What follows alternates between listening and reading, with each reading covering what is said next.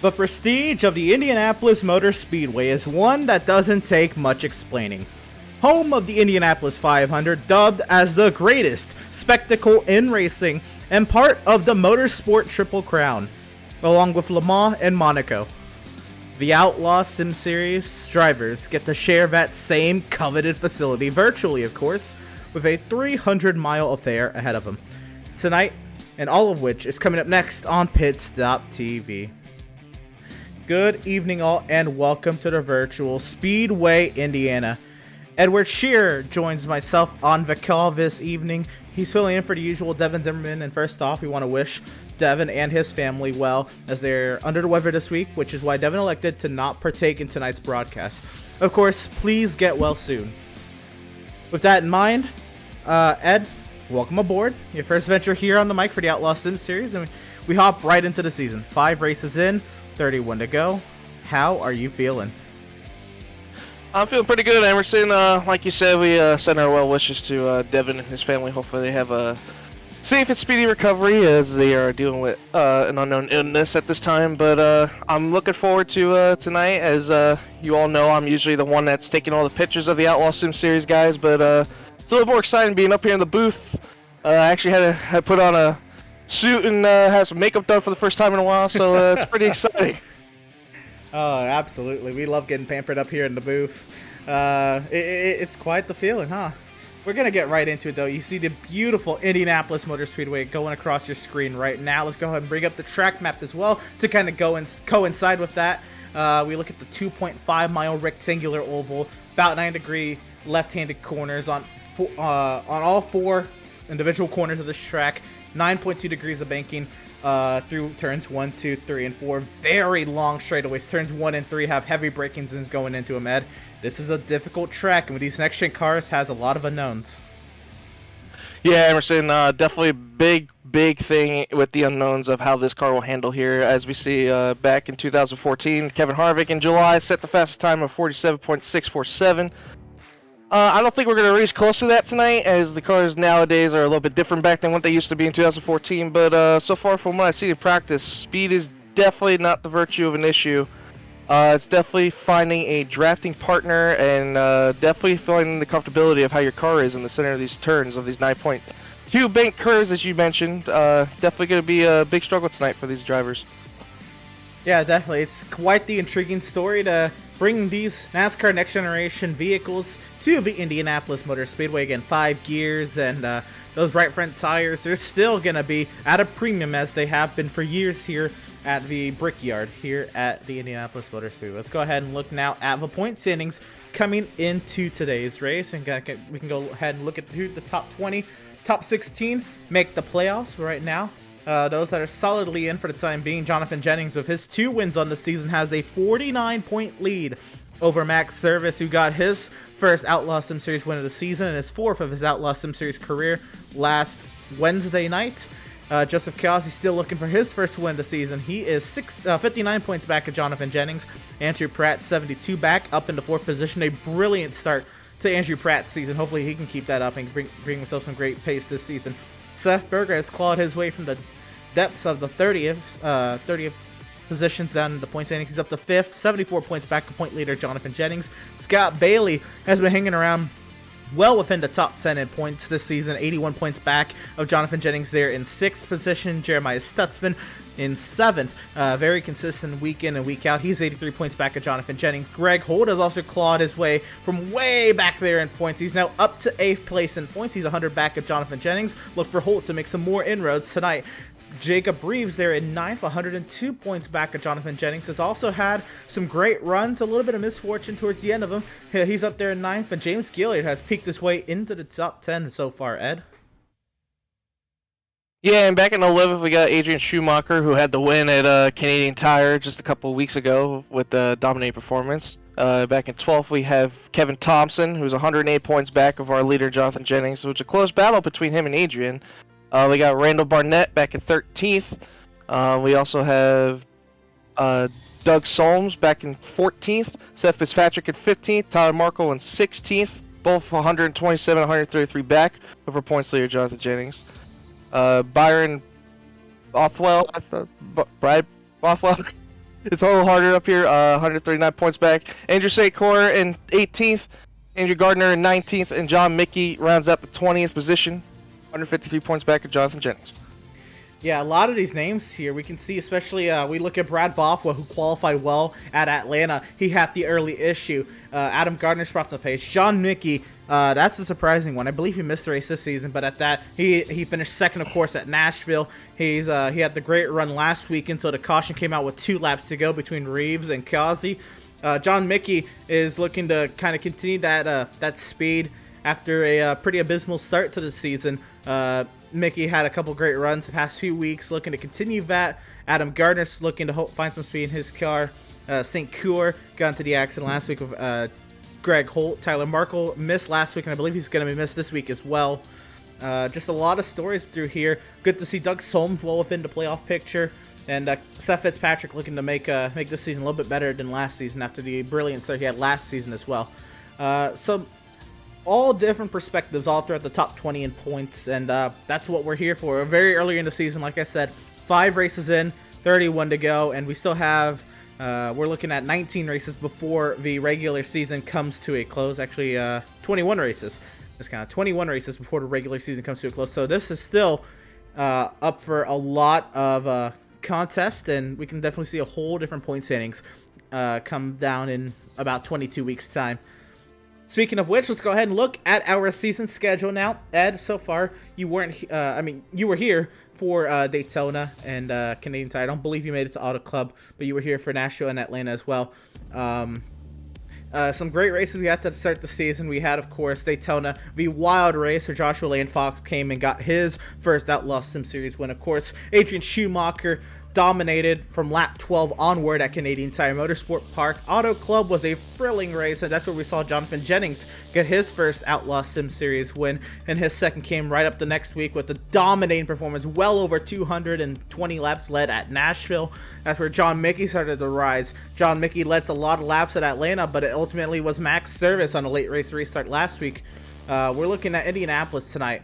I mean, who knows what's going to happen. You already mentioned a little bit of a preview coming into tonight's race that drivers are going to be looking for drafting partners tonight. And I think these drivers are also going to learn how much are they going to rely on the draft tonight. Because, again, many of these drivers have not taken these cars around this track in a race formation. So we'll see what kind of race we're looking at tonight. Is it going to be a pack race like we can see at Daytona or Talladega or the brand new Atlanta Motor Speedway? Or is it going to be a more like a mile and a half with some slipstream, like maybe like a Kansas? Who knows? But we still have all that in store. But what I do know is next week we're going to be hitting up the Chicagoland Speedway out in Joliet, Illinois for our second mile and a half on the season. Then we'll go to the cornfields of Iowa for Newton, Iowa's 7/8 mile short track modeled after Richmond. That's going to be a blast. We had our second pack racing track of the season at Talladega Super Speedway. Then we take these bad boys to the dirt at Bristol. Cannot wait to see how these things sling some mud. We go to the Rock at Rockingham for the 11th race of the season, and we head back to a road course for race number 12 with Watkins Glen. Ed? Yeah, in week 13 we go to the Paperclip, Martinsville, one of my favorite tracks personally. Really close quarters racing and a lot of beating banging. Then 14th we go to Indianapolis Raceway Park. Not really familiar there, but that certainly should be a great race. And then 15 we go to Texas. Last year proved to be a great race all around. And then 16, another Super Speedway, iRacing Super Speedway, for instance. That's definitely going to be an exciting one. Definitely going to be a lot of beating and banging there. And then 17, we go to New Hampshire. Another, about maybe a bigger Martinsville, but definitely could see some tight pack racing there. 18th in Michigan, definitely going to be more of a super speedway feel with these cars as I've recently experienced in the past. And then 19th we go to another one of those tracks that I certainly don't know how it's going to pan out, but we'll see how these drivers pan out. And Eldora. Definitely don't know how these cars will handle on the dirt yet, but we'll see as we go to Bristol Dirt in week 10. And then week 20 we go to Daytona, back where it all started. Hopefully an exciting finish there. Week 21 we go to Laguna Seca. I can't tell you as much as I know about Laguna Seca, but I think that's going to be a blast of a broadcast that we're going to be able to handle. Week 22 we go to Pocono. Definitely going to be another exciting race there. And then week 23 we go out to the desert in Phoenix. And then closing out in week 24, we go to Charlotte, back to Bristol, and then to end it out the regular season, we go to Nashville Superspeedway. Into the playoffs we go, and this is where we got 16 drivers coming in to the Daytona road course with a chance at a championship. Then they have to, after all those twists and turns, they have to go to an oval that races like a road course at Milwaukee, the Milwaukee Mile up in Wisconsin, and then the Charlotte Roval. 2 road courses in the first round of the playoffs can weed a lot of these drivers out. Hopefully they get their road course skills up to par if they want to contend for a championship. Then we filter the field down to 12 drivers. We head to Lakeland, Florida's USA International, which is unfortunately no longer a used venue for racing, but nonetheless, USA International lives on the iRacing service. It's a great venue. Most of these drivers have lots of laps at USA from their start of their iRacing oval careers. Then they head over to Talladega for yet another plate race on the season. Darlington will go ahead and round out round number 2 on the season. That is also a No Bull 5 race. More on that in a moment also, because tonight is a No Bull 5 race.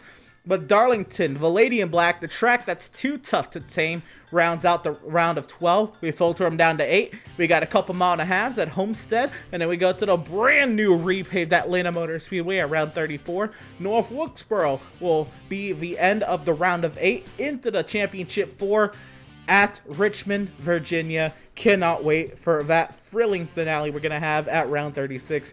An amazing schedule that the admins and Adam Gardner have conjured up here for the Outlaws Sim Series this season with these brand new next-gen cars that have been a blast, and I think these cars are probably better than anyone anticipated at this point in the iRacing service, and we are just blessed to have an amazing product to watch it and commentate with all of you. But coming into tonight's race, of course, practice is well underway. Now, the timing of the practice session is going to say a lot more time than we actually have. We actually only have about 13 minutes left in practice. There's a little bit of a mistype when coming into tonight's race. But a couple of housekeeping things before we get too far into things tonight. Of course, we got to thank all of our partners here at Pit Stop TV, Tucson Sound Art, Permanent Makeup and Cryo Maine, Whiplash Media, BAM Racing Videos, and of course Whiplash Sim Cams at that. Make sure you check out whiplash-media.com for more on that.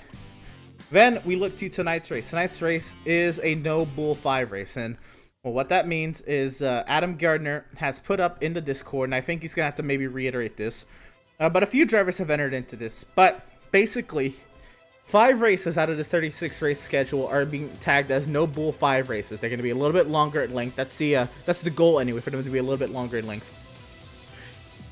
You have to pay $10 to enter into the No Bull 5 program. You do not have to pay an entry fee to enter to the Outlaws Sim Series, just if you want to enter into the No Bull 5 program. You have to pay a $10 entry fee, so there's a prize pot for a driver who was able to win 3 of those 5 races. And if there's no winner of the No Bull 5 program, then the funds just kind of go to the rest of the league. But at that, if you can win 3 of the 5 No Bull 5 races, you'll take home the entire pot. Those races, of course, was the season opener at Daytona, tonight Indianapolis, round 9 at Talladega, the Charlotte Oval in the midpoint of the schedule, and Darlington in the playoffs.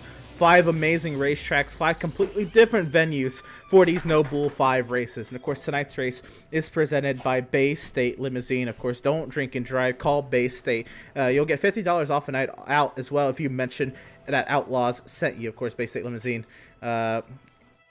huge help out with Adam Gardner and everything here at the Outlaws Sim Series, and can't thank him enough for coming on board for tonight's Outlaws Sim Series event at the Indianapolis Motor Speedway. Now, Ed, tonight we're looking at these practice times, and well, there's a familiar name at the top of the board's max service, top of the charts. Jeremiah Stutton, Seth Berger, Kevin Thompson, a pleasant surprise into the top 5, and Seth Fitzpatrick kind of leading the pace here in practice, and Jonathan Jennings just goes ahead and slaps his 91 up there as well, puts it 3rd quickest. We can see a lot of that change. You're telling me there's a little bit of a draft effect. Of course, these long straightaways there's going to be, but maybe more of a draft effect than we're anticipating to a normal Indianapolis race. Max Service top of the charts. What can you tell us, man? Well, what I can tell you so far, Emerson, is I'm looking through all these guys going around the track currently. I'm noticing a lot of close packed racing on the straightaways. Now, the biggest thing I'm worried about, I've seen a lot of off-balance drivers going into the center of the corner, like their cars are not stable enough to handle the banking of the corners here in Indianapolis. But what I am going to notice now is these guys build up such big runs coming down to the end of the straightaway. So I'm definitely going to be interested to see if people are going to, full send somebody going into the third and maybe the first turn of corners, or if we're going to see any kind of dive bombs, or if maybe anybody going to do some give and take. But I would not be surprised if this kind of looks more of like normal Indianapolis Motor Speedway that we've seen in the past. Maybe a little bit of IndyCar mixed into it with the separation of the draft. But I definitely feel like the dirty air is also going to play a factor in this. Well, we have, of course, that familiar name at the top of the charts, as we said, Max Service. Last week's winner. He won his 4th Outlaws Sim Series race in his Outlaws Sim Series career and his first of the season. And we're going to be sending him your way, driver of the number 81, who's had a brilliant start to the season, Max Service. Hey, Max, being Emerson in the booth. You got us, buddy? Yeah, I got you. All right, man. You're coming off the great win last week in Atlanta. You're at the top of the chart right now in practice. How's the car feeling? Car feels pretty good, honestly. A lot better than it did last week. It was really bad last week, but we're feeling pretty good tonight. Yeah, the 81 machine looks pretty good up top. But any sort of tips you would give to any viewers at home of what you have to do here at Indianapolis? Maybe a little something that nobody knows yet. The tip for the fast lap time I've got right now is sit and draft. Get a draft lap out there, but honestly, just run the bottom. Anything above the bottom, you're just gonna suck. So put it on the bottom, and you'll be fine. All right, buddy. I appreciate you coming up in the booth and hanging out with us. Good luck tonight, bud. Thank you. Again, that's driver of the number 81, Max Service. Now, on the other hand of that, Max got very lucky at Atlanta with how everything panned out with the late race restart and all of that. Looking around and maybe get a word in with this driver, but actually I do not see the driver I intended to talk to tonight. So we're going to kind of go ahead and move on along, see who else we have out there as well. We've kind of talked to the B&G Motorsport boys quite a bit. Jeremiah Stutzman has been a nice addition up there on the practice charts. I think actually it's a pretty pleasant surprise to see a driver of the number 21, Kevin Thompson, up there on the practice charts. I kind of want to bring him on up here and see how he's feeling. And last week he came out and led laps, and he's put on a great show for quite a little bit there, and now up there 5th on the practice charts. Kevin, here in Indianapolis, a lot of good momentum, a lot of good mojo heading your way. How you feel? I feel great. Gonna just try to keep going what I was doing at Atlanta, run great, keep clean, and just get some laps underneath me. Fair enough. Now, I know, obviously, your goal was to... anyone's goal when you enter into a race is to win the race. But how cool did it feel to you last week to get all those laps led at your home track and to really be putting on a show? First time in quite a while where it was all about the 21. It felt great, especially with with them changing the track like they did. The old style fits me better than I think what the new style is going to be, but it felt great. I lost drive off the corners and I just lost all my grip. So hopefully I can keep the tires underneath me this race. So today, I see you got it up to 5th on the practice charts. We're hearing a lot of different things when it comes to Indianapolis Motor Speedway. A lot of unknowns because really a lot of these drivers have not been able to race these cars in race conditions here.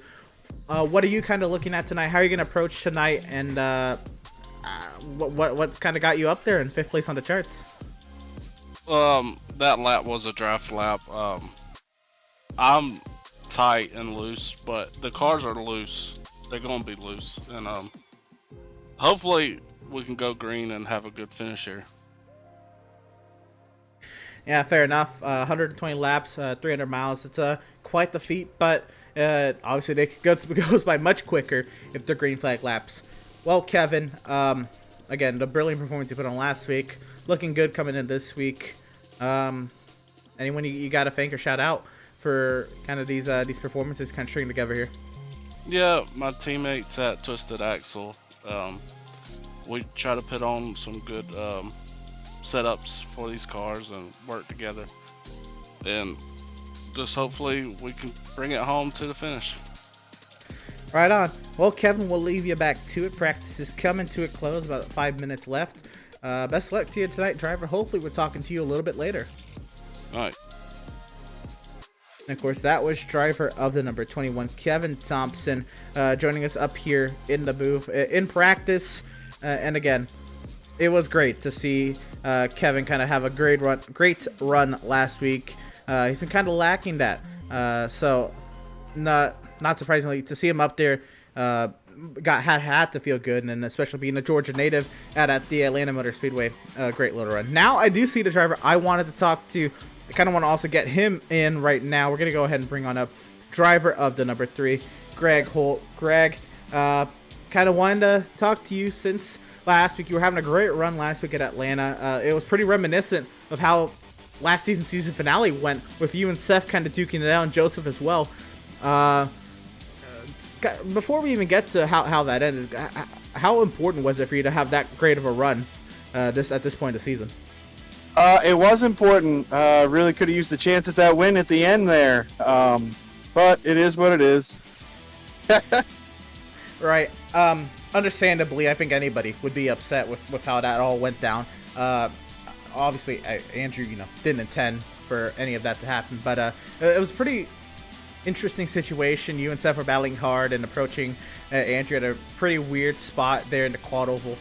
What did you kind of see from your perspective, and how do you feel about it now that week's passed? Well, I thought we were going to be good. I know Seth was looking to take it 3 wide there and try to get to the outside of me, which I get. I also know he backed out. I thought there was plenty of room. I was just like, all of a sudden just got slammed. I mean, I had no idea what had happened or why, but after going back and watching it, he was just trying to give a lot of room and caught the wall and then shot him down. So Fair enough. Well, here at Indianapolis, you're kind of just outside the top 10 in the practice charts, but I'm hearing there's a lot of draft kind of circulating around at times tonight. How are you feeling heading into tonight's race? Pretty tricky 2.5 mile speedway here in Indianapolis. we'll see what happens with it. I absolutely hate this track, so yeah, building a setup for it is not my favorite thing to do. Fair enough. And I think it's got to say a lot. Now, I know you missed the round at Canadian Tire, but you were down well outside the top 30. I think you were 34th in points at your lowest, and you're now well within the top 10, 8th in points. You're looking to continue to claw that gap. I know it's early in the season, but what's that kind of say about you? How do you feel about your kind of trek through the point standings so far? Yeah, I mean, we'll take it. I haven't had a whole lot of time. Started a new job, been putting a ton of time in there. So, I mean, really, I've only been having about a day. I mean, this week was the first week I actually attempted to put any real time into a set. So, but it's also not a place I want to be at. Fair enough. Well, Greg, we're into the final moments here of our practice session tonight. We'll give you the chance to shout out who we're going to shout. Thank you. We're going to thank for this great car and how it's been running recently. Just big shout out to Adam and you guys for putting on a great show. Love watching the replays, and everybody at PSS that helps out. And that's it, man. We're just here to have fun, see what we can do. Right on. Well, driver of the number 3, Greg Holt, defending Outlaws Sim Series champion. Greg Holt, gotta put some respect on the name. Best luck to you, driver, and hopefully we'll talk to you a little bit later on. Thank you, Emerson. Again, Greg was having a great run last week, and then got into that incident with Andrew St. Cure and Seth Berger, who was battling Greg for that lead position, and it just got really tight there. And now I know you were on social media, but that was such an awkward situation. Of course, Andrew meant well, but when you're in that tight of a battle for the race lead and you're catching lap car at that spot, I mean, what else can you do, or what's going through your mind when you're coming into a situation like that? Honestly, I do feel bad for Greg. I honestly felt like he had the best car the whole day. When I was watching the whole thing, he was doing everything right by the books and everything. When he caught the lap cars, the only thing I could have thought he could have done possibly to avoid that situation, maybe be a little bit more patient. I mean, I know he's trying to build up as much of a gap to second place, whoever was in that position. I can't remember currently, but just be patient. I mean, when you're dealing with lap cars, you always have to. Patience is key when you're dealing with them. You have to figure out which lane they're going to go, where you want to feel like your car's going to be better placed as. But in that situation, I honestly feel Greg did everything by the book. It was just unfortunate what happened to Andrew, and the whole situation was just a miss. And I feel awful for it, but hopefully we don't have another one of those kind of outcomes tonight, but we shall see. Right, well, practice should be coming to a close here. We're kind of already past that time. Adam is supposed to advance the session with the, I guess the session setup coming into tonight's race with the extended practice time. We'll let that timer kind of tick over when it does happen to be. But until then, a quick look at the practice charts. Actually, I think let's go ahead and do it like this. We'll kind of look at the practice results right there. Max Service top of the practice charts. Jeremiah Stutzman second. Jonathan Jennings third. Seth Berger fourth. Kevin Thompson the top 5 there in practice charts. Add the next 5. Yeah, in 6th we got Seth Fitzpatrick. 7th we have Joseph Causey, definitely one of the ones to watch tonight. In 8th we got Andrew Sakor. In 8th, Doug Solms in 9th, and Andrew Pratt rounds out the top 10. Yeah, that's kind of the top 10. We won't do too much more practice. We'll go ahead and show the next 10. Kind of roll through the results. But yeah, you said Joseph Causey going to be one to watch. Joseph Causey, again, no matter where he goes, he's going to be a fast driver.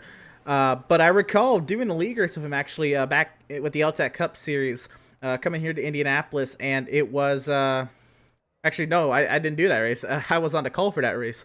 But Joseph... came into that race and he was struggling. I was so curious as to why he was struggling, and he said he hates this track. And at that moment I could kind of tell with the way he was running. But that it was it's something. Again, always expect Joseph to show up though. He'll learn these cars. He'll learn how to get around here. He's always going to be there at the end. He's going to take care of his stuff. Some surprising names kind of back here. Brad Bothwell is one of those drivers who usually qualifies well.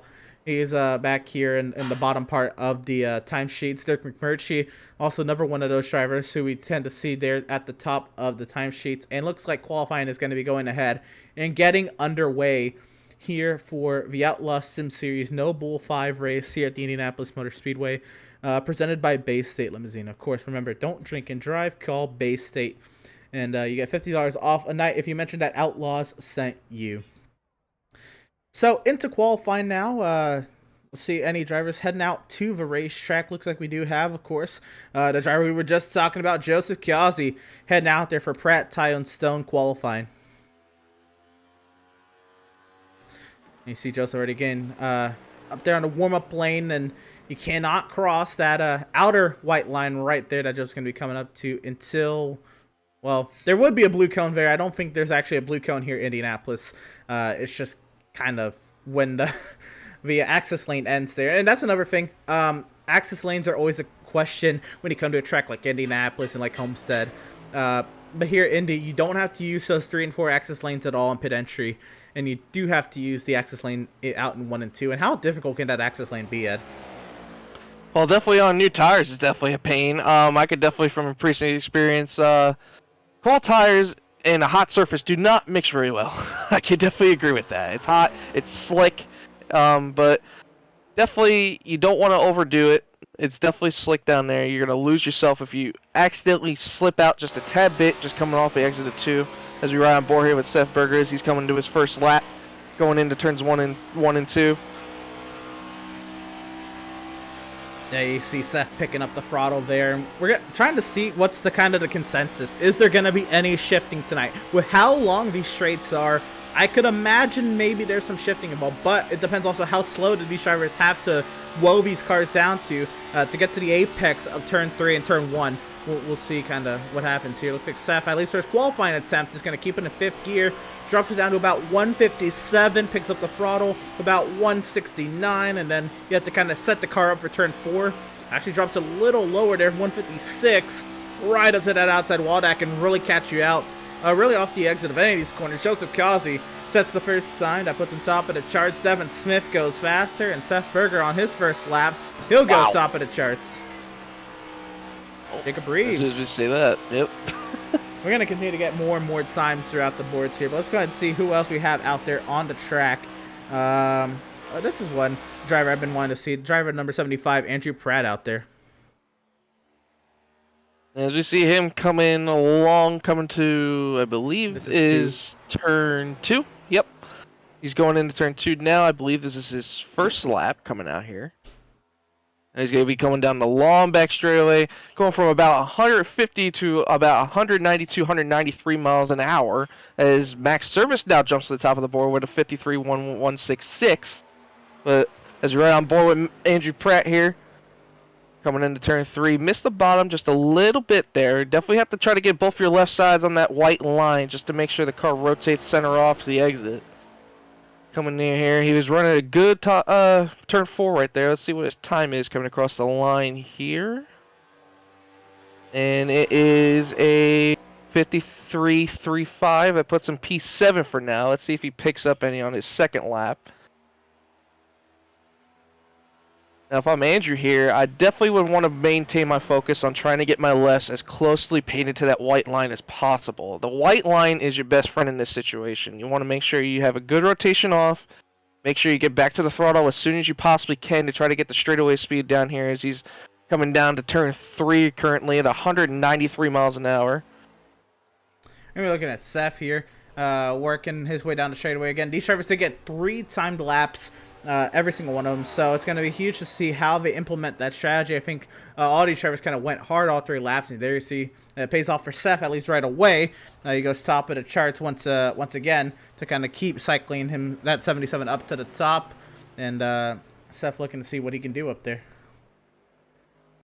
And Andrew Pratt definitely did go faster on his second lap. He actually went to P4 in that, as Max Service now goes to the top of the charts with a 4.83, passing his teammate Seth.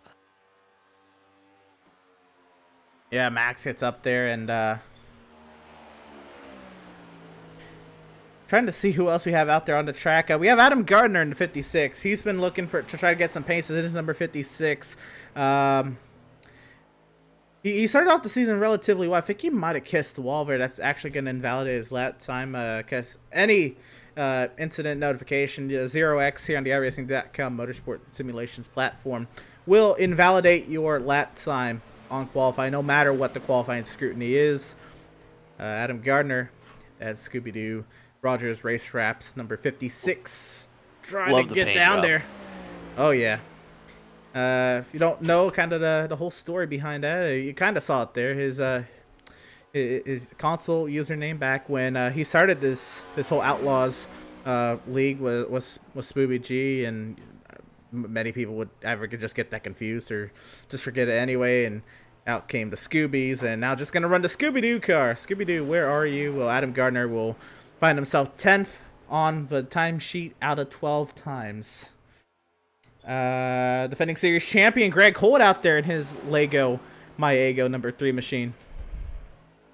Yeah, this is definitely one to watch right here, Emerson, in my opinion. Greg definitely had some time in practice. I think he was saving a little bit in practice. I know he didn't really get many laps out there, but I definitely think he has a piece here that can definitely run up top of the charts. Yeah, definitely, Greg. And again, like most drivers, just one driver to watch for. He's always going to show up when it matters most. You can never count him out. It really gets difficult. Because he's just so fast almost anywhere. Even you heard him. He says he hates this track, but he'll kind of just prove later that it doesn't really matter how he feels about the track. He just understands the service so long, and it's kind of also part because he has so much time on the service. I mean, so much time. He's been on here, I think, he's going to start pushing 10 years here in a bit. Actually might already be pushing 10 years. But nonetheless, with all that experience on the sim, it's just huge. And yeah, you see his 53.0, his best time right now, trying to improve upon that in his final timed attempt here through turn 3. Gets up right to that outside wall, maximizing the entry and the exit of the track, both corners.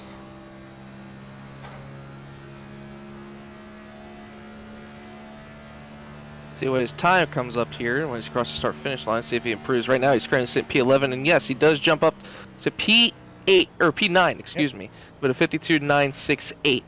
Now, one name I'm very surprised to see far down on the charts, Emerson, Joseph Causey. Joseph Causey, like you and me both know him, he's really good at those super speedway type of tracks. Like he knows what he has to do in his car and whatnot. And currently he's sitting 14th, but he's 2 seconds off the pace. Now I don't know if it's on purpose that he's doing that or what, but it's just not something I'm really familiar to seeing Joseph Causey struggle with. Yeah, that. I mean, it's an intriguing situation again, but he's not too fond of this track. He'll kind of tell you that over and over again. But yeah, these next gen cars, they're hard to understand because it's different. The rack and pinion steering is different to the steering box that these cars, the Cup Series has had for so many years, and so many drivers may have just gotten used to it with how much time they've had on the sim. And now it's kind of a culture shock with the whole new steering box that kind of changes up everything and as we know it. But as qualifying comes to a close, not many times ahead and out there. So just kind of take a look at the beautiful scenes around the Indianapolis Motor Speedway, and some brilliant B-roll created by yours truly, Andrew Cardinale IV, who always does a fantastic job when it comes to this stuff, and keeps us well prepared here at Pit Stop TV. Of course, a huge shout out to Andrew for bringing on the Outlaws Sim Series. It's a series that I broadcasted on my own for a while, and then Devin joined me when we made the switch to iRacing, and we had a couple other people come and fill in as time went on, and Andrew's just wanted to make this product better and better. I think at the end of my first season, he's like, why don't you go ahead and bring this over to Pit Stop TV and kind of explain the situation, but he made the accommodations for it nonetheless, and just forever thankful and grateful for Andrew to give me the opportunity to bring a series that I broadcasted coming now. This is my 4th year of broadcasting this league, and it's crazy to see the product it has become. Qualifying winding down to a close, so for the time being, it does look like the current driver at the top of the charts, and that is Max Service. Perfect timing right off of his first Outlaw Sim Series win on the season, his 4th of his career. Last Wednesday at Atlanta, Max Service will win the Pratt Tile and Stone Pole Award here at the Indianapolis Motor Speedway for our Noble 5 race tonight. And of course, Pratt Tile and Stone serving Central Vermont since 2005. And well, here we are back at the Indianapolis Motor Speedway live and getting ready for qualifying to tick over. Actually, I believe it has. So we're going to head down track side and get our starting lineup right away. And yes, there is the field. So here we go. Row number 1, it'll be the 81 of Max Service. Who is outside, it'll be the 91 of Jonathan Jennings. Row number 2, it'll be the 71 of Jeremiah Stutzman. The 77 of Seth Berger. Row number 3, the 56 of Adam Gardner. The 21 of Kevin Thompson. Row 4, it'll be the 12 of Andrew St. Cyr. And the 75 of Andrew Pratt. And row number 5, it'll be Greg Holt in the 3, Devin Smith in the 95. In row 6, we got Jacob Breeze in the 22 and Scott Bailey in the 11. And in row number 7, we have the 24, Jason Miz. On his outside, my pick, Joseph Causey in the 88. In row number 8, we got Joshua Stroud in the 58, along with the 39 of Zoltan Herzeg, the last week's pole winner in Atlanta. And then row number 9, we got Derek McMurky and the 34, Robert Gianni, right now his outside. And in row number 10, we got Brad Bothwell and the 14 of Nathan Aldridge. We found our way back to row number 11. It's a driver who performed well the past couple weeks. John Mickey looking to kind of go 3 in a row with some great runs in that number 69. To his outside will be the 2 of Seth Fitzpatrick. Row number 12, it'll be the 33 of James Gilliard. The 63 of Randall Barnett. Row 13, it'll be the 96 of Matt Rogers. The 16 of Eric Peck. Row 14, the 47 of Andrew Schroeder. The 67 of Doug Solms. And that's actually going to round out the field tonight. So we have a 28-car grid upon us for tonight's race. The field getting ready to roll off of our starting grid here on the front straightaway. We see the grid boxes there for the road course to be used in the inverse direction of travel on the oval. And see the pace vehicle already starting its way around the racetrack. Let's go ahead and take a look at the weather coming into tonight's race. You can kind of see right there, 72.8 degrees Fahrenheit is the track temp. 76 degrees Fahrenheit is the air temp. I'm sorry, the track temp. 73 is the air temp. Winds gusting a little bit, 12 mile an hour out of the south. But the overcast, mostly cloudy tonight, is going to be, it's going to feel pretty nice for these Goodyear tires, Ed.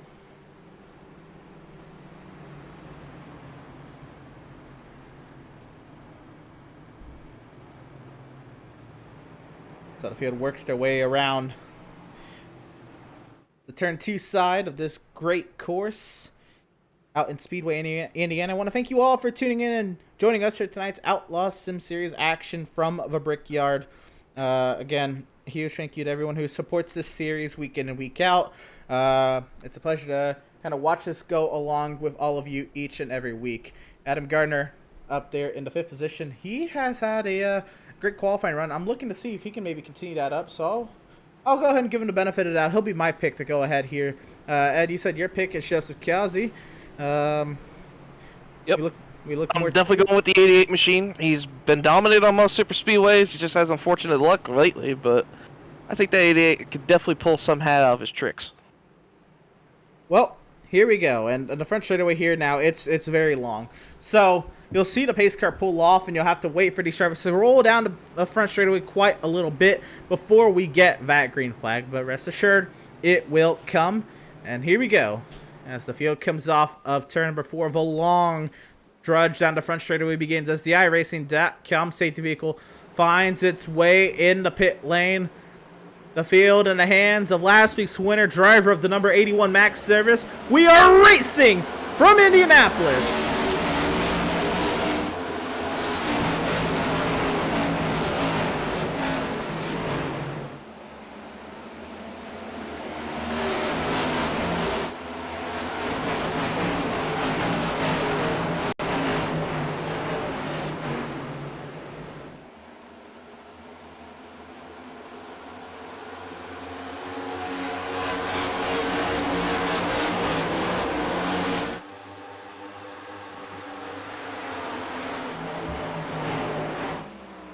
So far, so clean. Max Service leading the field around the Indianapolis Motor Speedway, and it's starting to get really rowdy back here. Jacob Reeves, Evan Smith side by side. This is the battle that just get inside the top 10.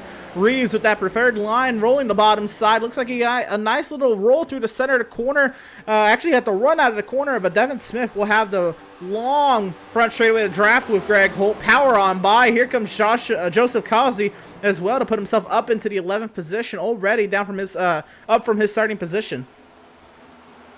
Yeah, my goodness, did the 56 of Adam Gardner have a moment coming off of turn 3. He almost about clobbered the wall. Oh, but we have a one car barely going Jacob around. Reeves! Oh, yep. Into the fence hard. Well, Oh, Bothwell did have a moment as well. There he is. Big impact there in turn number 2. Also, Joshua Stroud also involved as well. Seth Fitzpatrick had an issue there. Andrew Schroeder slow on the back straightaway. Multi-car accident here in turn number 2, and surely it'll bring out the caution, and it has. Let's go ahead and try to get us a replay and see what just happened to these drivers here in turn 2. oh my. So, let's see. Looks like actually caught it a little late there. Or Jacob Reeves is actually a whole separate incident. My apologies. So, should be watching the 31 of Brad Bothwell. Jacob Reeves just got sideways. It was Brad Bothwell, as Ed called out, that had the initial moment here down in 1 and 2. So, there's the 31 of Bothwell entering 1. He's about a quarter of a lane up. But, again, cold tires relatively. The sun just came out, actually, so should warm these tires a little bit. He just got side. Oh, my goodness. What a horrific hit for the 31. And there's nowhere for everybody else to go. I mean, man. Oh. That hurt. What a hit. Goodness gracious.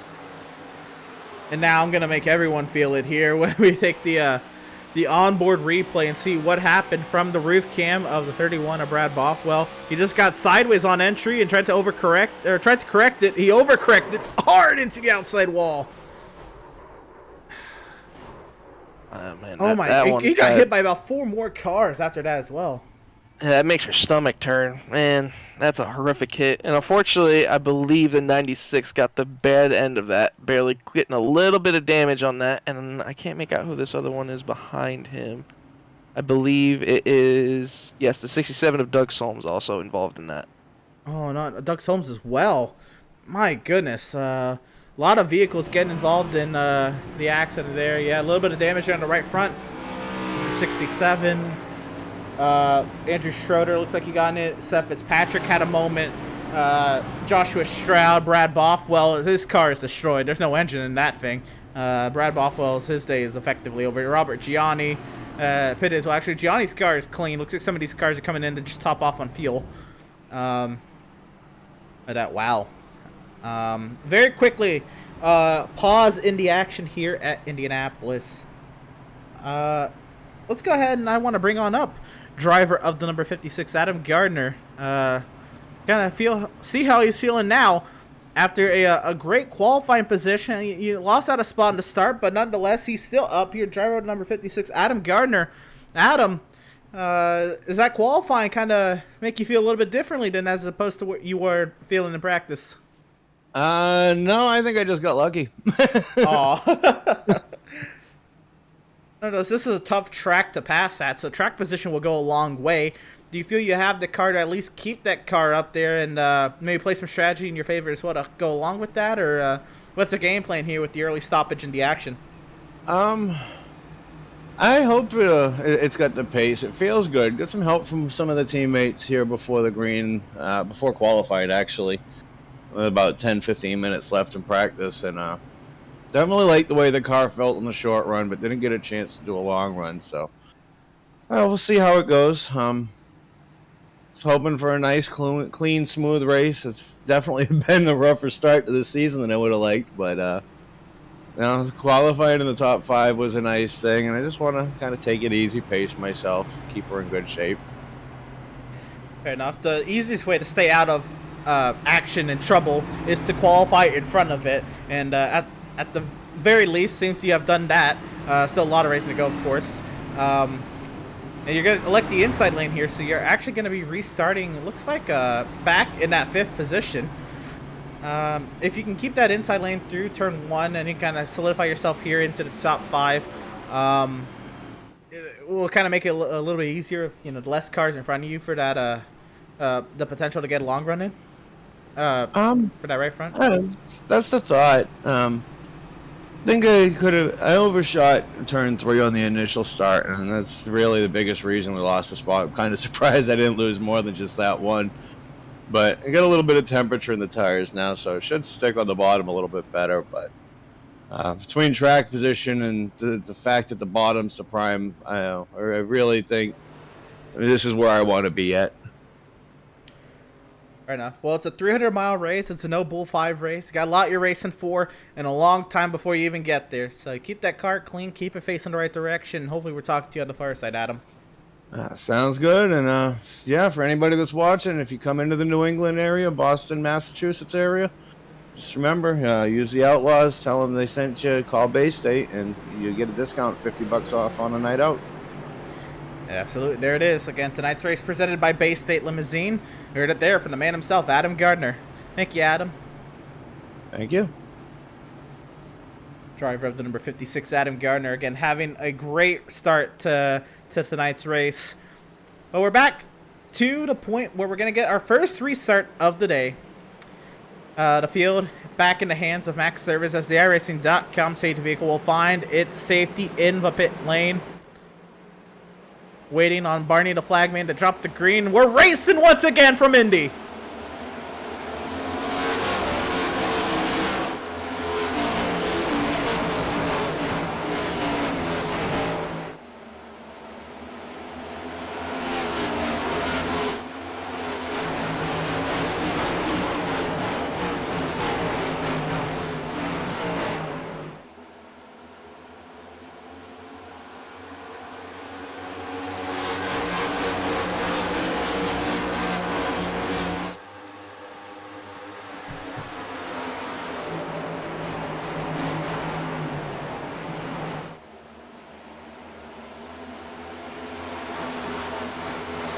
Oh, Nathan Aldridge is going around in turn 4, hard into the inside wall. Looks like he's by himself. It looked like he'll be able to get it going down the bottom side of the racetrack. Try not to rejoin the traffic. Looks like we have a lot of cars involved back here. Joshua Stroud involved. Zoltan Hertzeg involved. Looks like Hertzeg is done. He's towed. Gianni may be in this one as well. Fitzpatrick. Some of these names we just saw in that first wreck and involved in yet another. Yeah, and I was looking back here in the field. It looked like Nathan Aldridge might have had a little bit of help, I believe, from the 39 car. Well, go ahead and we'll get a replay. This did not look really well. Happened. Oh my. There you go. Aldridge was trying to make some ground. Oh my goodness! And Zoltan Hertzeg just came out of nowhere, it seemed. And around when he collected Gianni and Schroeder and Peck and Stroud and all these guys who, again, were already back there because they just got their damage repaired in the first one. And that's got to be frustrating back there if you just got yourself back into this race. A little bit of a reset because it happened early in the race, and you're back to square one yet again. But right there, the initial contact, I guess Zoltan just imagined he was clear, and he wasn't.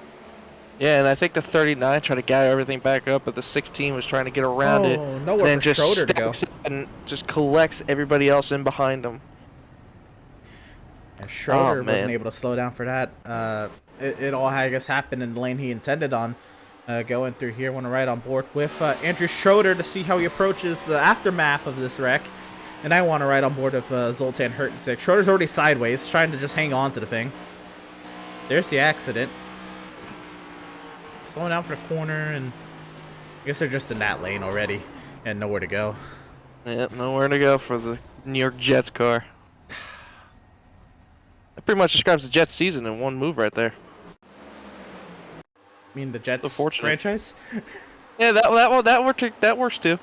I don't know, you can say Jets season. The Jets haven't had a decent season since what, Sanchez? Yeah, pretty much, yeah. Here's the onboard from Zoltan Hertzeg. Let's see how he approached. I mean, he just looked like he had a better run than everybody else and just tried to make it work on the 14, and he wasn't even clear. But you know what? And I'm not going to, it's not justifying the incident, but I think Zoltan wanted to keep that wheel straight because we've seen these drivers already have a lot of balance issues on corner exit, and he just didn't want to risk spinning the vehicle out, and he tried to keep the wheel straight, and I guess Aldridge, with him not getting that great of a run out of the corner, kind of had nowhere to go as well, but into the quarter panel of the 14. I feel like, though, a little bit, Zoltan Hertzeg could have maybe lifted and maybe prevented that from happening. But all in all, I mean, anything could happen in these situations. Now, I will be told otherwise. I believe race control just told the drivers, so let's calm it down a little bit. Lap 7, we only had 2 cautions so far in 7 laps, so see how the drivers pan out here as we're getting ready to, I believe, come to, I think, 2 to green or 1 to green. We should be coming around to, hopefully 2 to green, because we have a little bit of a finish here. We're going to try to get us back into the sim. But nonetheless, Max Service, the race leader. And Ed, maybe you can go ahead and call out the choices of lane choice here across the outer bricks as they come. If this is the 1 to green anyhow. Yep, they're coming to the choose right now, and from the looks of it right now, Max Service is taking the bottom lane, and his teammate Seth Berger is going to be taking the top. So a little bit different strategy here from the 2 teammates. Jonathan Jennings is going to line up behind the 81 Max Service. And how about the 56? Adam Gardner moves up, I believe, 1 more spot, and he goes to the outside lane behind Seth Berger. In row 3, it's going to be, I believe, that's the 71 of Jeremiah Stutzman. Alongside him will be the 12 of Andrew St. Cyr. And then behind the 71 is Kevin Thompson, the 21 Mobile 1 machine, along with Andrew Pratt. He is outside in the 75 as we're coming right now off of turn 2, coming down the back straightaway here. As everyone's getting them Goodyear tires warmed up and ready. Getting ready for this restart. Now, my biggest thing here is I'm going to be curious to see if the teammates up front, like they did in the last restart, have the same kind of game plan to where they get themselves organized, single-filed out, and they can lead each other.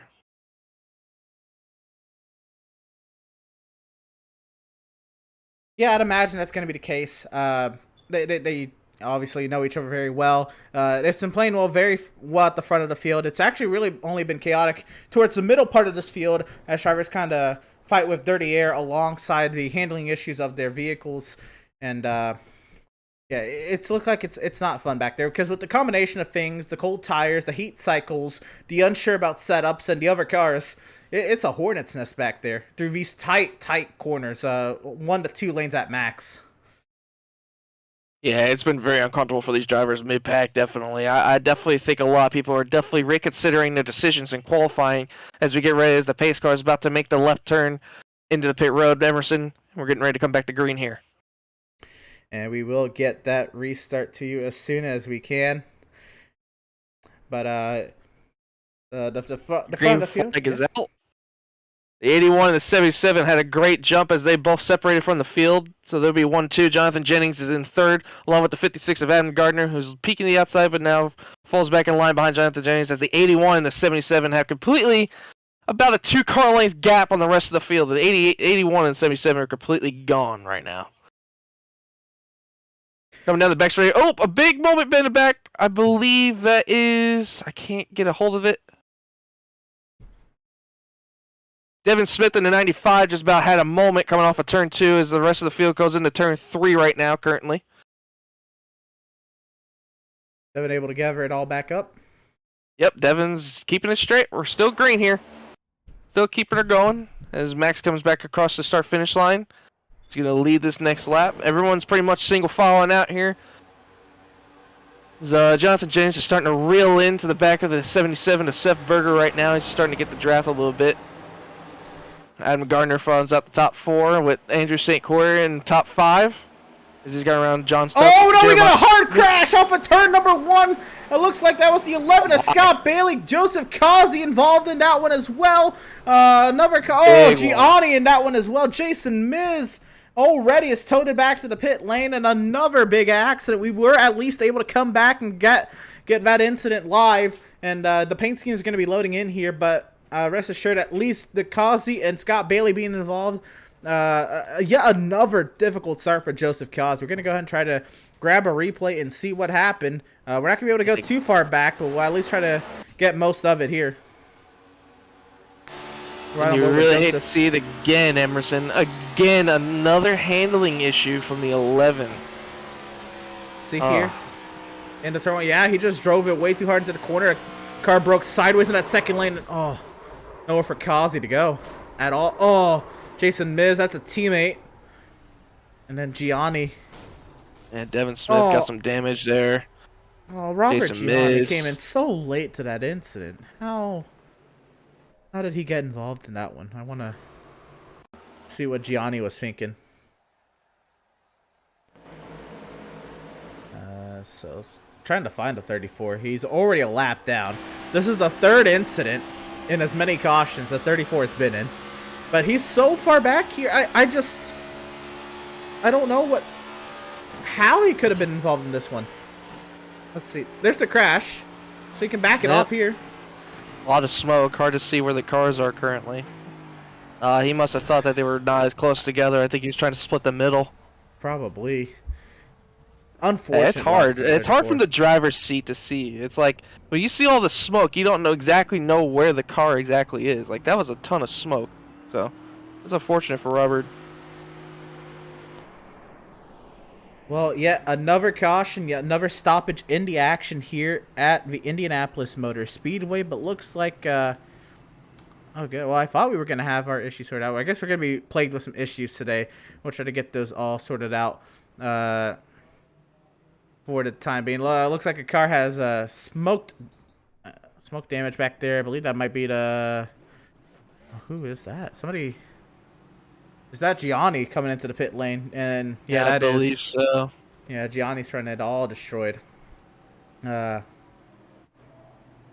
want to talk about some great wreck avoidance, Emerson? Joshua Stroud and Randall Barnett definitely had some great wreck avoidance right there in that wreck. Definitely making out for each other. But I believe Randall did scrape the wall a tad bit. Not much damage. And I believe also the 67 of Doug Solms was able to miss that wreck barely a lot too.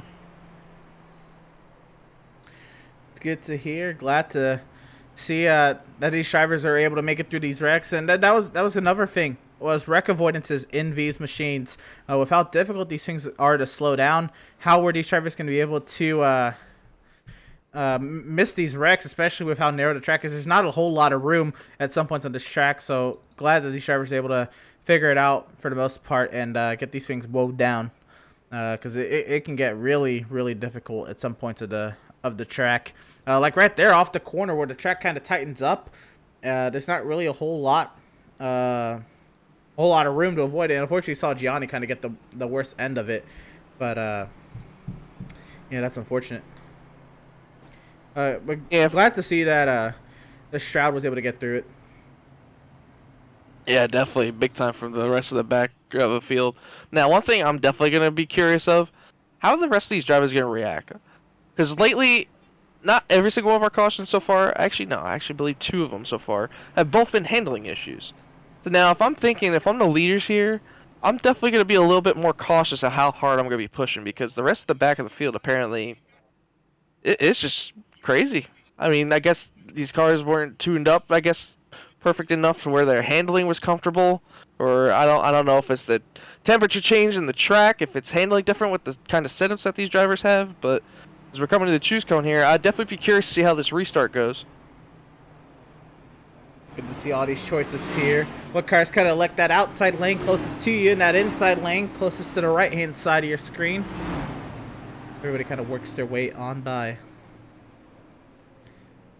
It looks like it's the same thing again with the 2 Burgarts machines, 1-2, and then the 91 of Jennings on the bottom, and the 56 of Adam Gardner on the outside. So we'll definitely see how this pays off. But I definitely like how Adam Gardner's playing this positionally.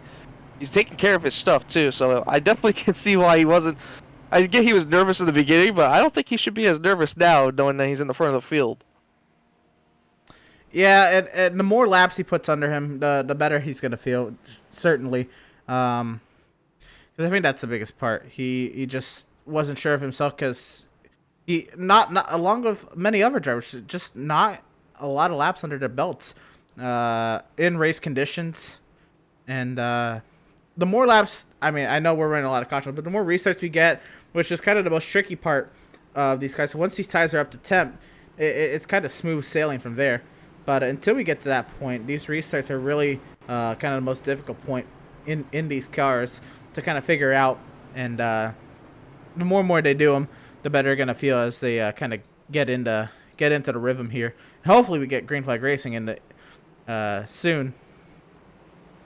And I can't confirm Robert Gianni and Joseph Causey have both taken their cars behind the wall, and they are officially done for the day, Emerson. So another rough one for Joseph Causey yet again. Well, that is unfortunate. The iRacing.com safety vehicle will find its way into the pit lane.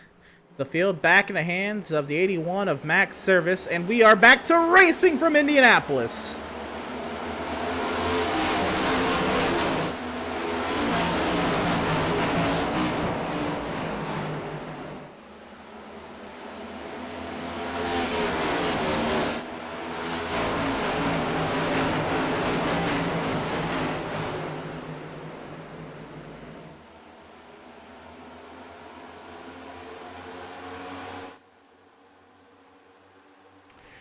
Up front, Max Service, Seth Berger, Jonathan Jennings, and Adam Gardner, the top 4, have kind of singled it out and have broken away.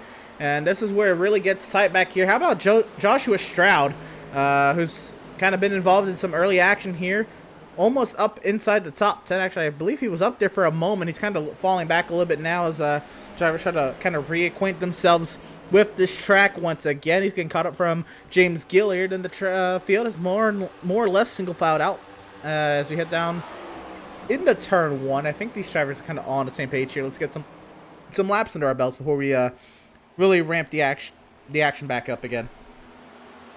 Yeah, I definitely like how everyone's being more patient this time. Definitely want to be single filed out. Definitely want to make sure you take care of your car here. I think we'll definitely, hopefully, as we get the green flag laps going, we'll definitely see how everyone's cars react as we try to get some laps underneath our belt here. But we see Interstate Courier is all underneath, about the back of Andrew Gardner right now. Or Adam Gardner, excuse me.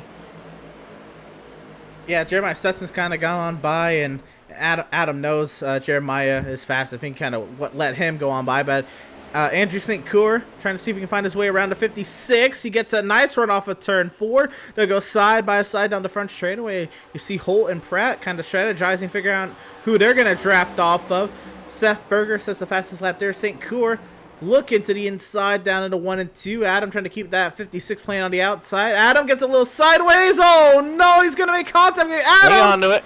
Hang on to it. Hold it down there. Hold it down there. The car is clean. What a save. What a catch.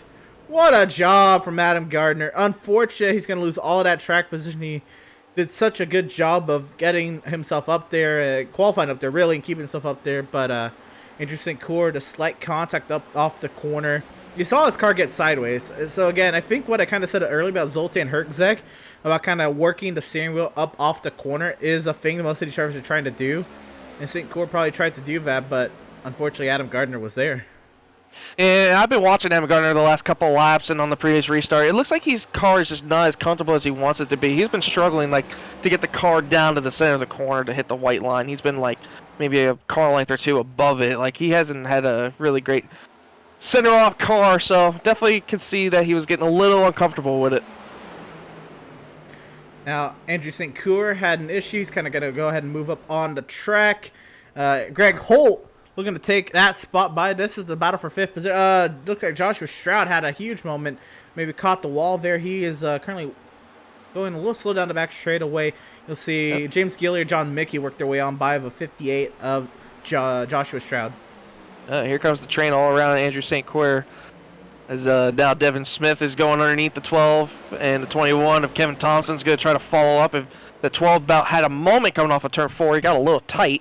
I don't know if the 21's going to be able to pounce on it, but the 12 is going to slot back in, get back into draft, and I think we might be going back to single file here as, we may peek out to try to send it in. Yep, he's going to try to get underneath the 95 here, try to get the runoff on the exit of 1 and coming into 2.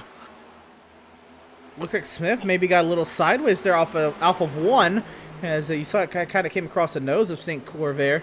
But as they work through their way through turn 2, it looks like everything is all well up front. Max Service is starting to pull away from teammate Seth Berger just a little bit. Seth had a little bit of an issue. He was blinking out the past couple laps. It looks like he is back in full force in that number 77 Berger Chevrolet Camaro under heavy attack from Jonathan Jennings. Let's ride him over with the 91. As we see him coming down the start-finish line, but ready to complete lap 20, coming on to 21 here. And he's lifting going right into there. turn 1. He's not going to force the issue early. No, I think that's more of a safety blanket so he doesn't run over the 77, because you got to think, with the amount of draft these cars can handle, especially with the new draft package and everything, these cars can get massive runs coming down the straightaway. So he's definitely playing a little bit protective, and as I would see, these top 4 have absolutely pulled away from the rest of the field. It's about a 4-second gap between the first 4 to 5th place in Greg Holt. So they're definitely pulling away from the rest of the field here, as I believe the 77 just about had a moment there getting to the bottom, but I think they're going to still be single file here as Jonathan Jennings looks to be in comfortable shape here, running out in 3rd. I like this. You can look up at the top of your screen and see the virtual mirror and see Jeremiah Stutzman close right up to the rear end of 91 as well, along with looking at the front windshield and looking at the 77. This is a really cool camera we got going on here with, of course, the help of the brand new virtual mirror on these cars. That is a rear view camera, essentially acting as the mirror for these drivers, mounted to the back end of the roof panel. And looking back there as Stutzman, he gets a run. Stutzman's also a driver who's going to be smart. He's not going to push it early. He's not going to overtake Jennings unless he absolutely has to. He's going to try to get Jennings up there. And Andrew Pratt has just powered by the 3 of Greg Holt, actually going at it right now. Yeah, this is something behind him the 95 definitely loves to see. But if I'm the 75 of Andrew Pratt and the 3 of Greg Holt, I would honestly just stay single file. We got to realize we have 4 seconds to the guy in 4th place. We really need to just get together and try to get some runs here and try to be as straight as we possibly can down the draft here as we get down the straightaway coming to the lap 23. I mean, they got to make up a lot of time if they're going to want to catch the leaders here. Yeah, I think Andrew Pratt maybe just felt maybe he's going to be a better lead car in that case. But here comes Greg back once again. Greg does not feel that way, and Well, we're going to continue to duke it out for that 5th position. Oh, so tight through turn 2. Man, that's tight. Oh, man, they got really close to one another. Now, Devin Smith's going to push Greg Holt right on by. Here comes the train again. Looks like Pratt's going to try to hold his own up there, but can he clear Smith by? No, Smith's going to stay down there. If I'm the top 4, I'm loving what I'm seeing in my rearview mirror. I mean, they're just going to keep see pulling it away. in the rearview mirror. Yeah, at this point, they're going to be pulled away. They'll probably be in the next track and by a couple laps. They're loving what their spotter's telling them at that. Side by side across the yard of bricks. Devin Smith kind of lets off there, getting into the corner, allows Andrew Pratt to kind of follow in line. Hopefully, these guys are going to figure it out. Kevin Thompson, Doug Solm, some also other pleasant additions to the top 10. Running really well to start. Yeah, I mean, Doug Stone's been through it, man. I mean, he was involved in that one wreck. He started 28th, and now look at he's just peaking just inside the top 10. I mean, he's having a great run so far. I mean, that damage might be slowing him up a little bit with the draft, but, I mean, still a great running for that 67 car.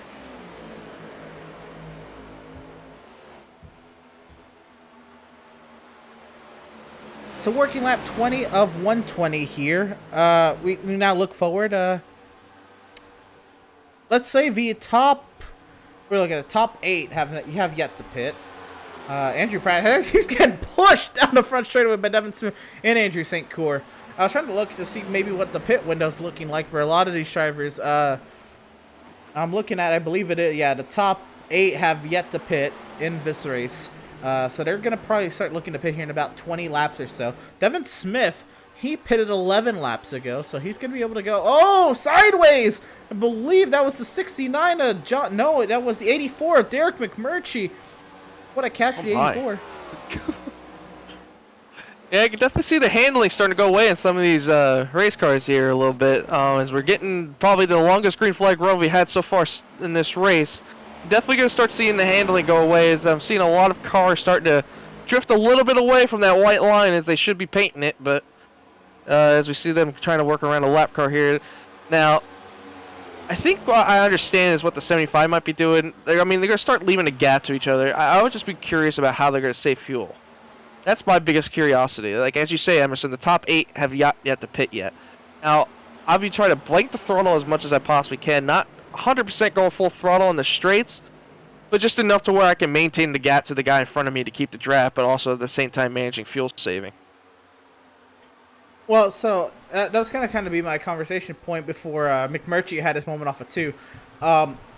Is the Outlaws Sim Series runs 100% fuel loads here, so they get the entire 20-gallon tank that these NASCAR Next-Gen vehicles get to use. Now, we don't know the new fuel window for these cars, but we're going to base it off the old fuel window on a full tank of gas. We're looking at somewhere between 38 42 laps on a tank of fuel here in Indianapolis.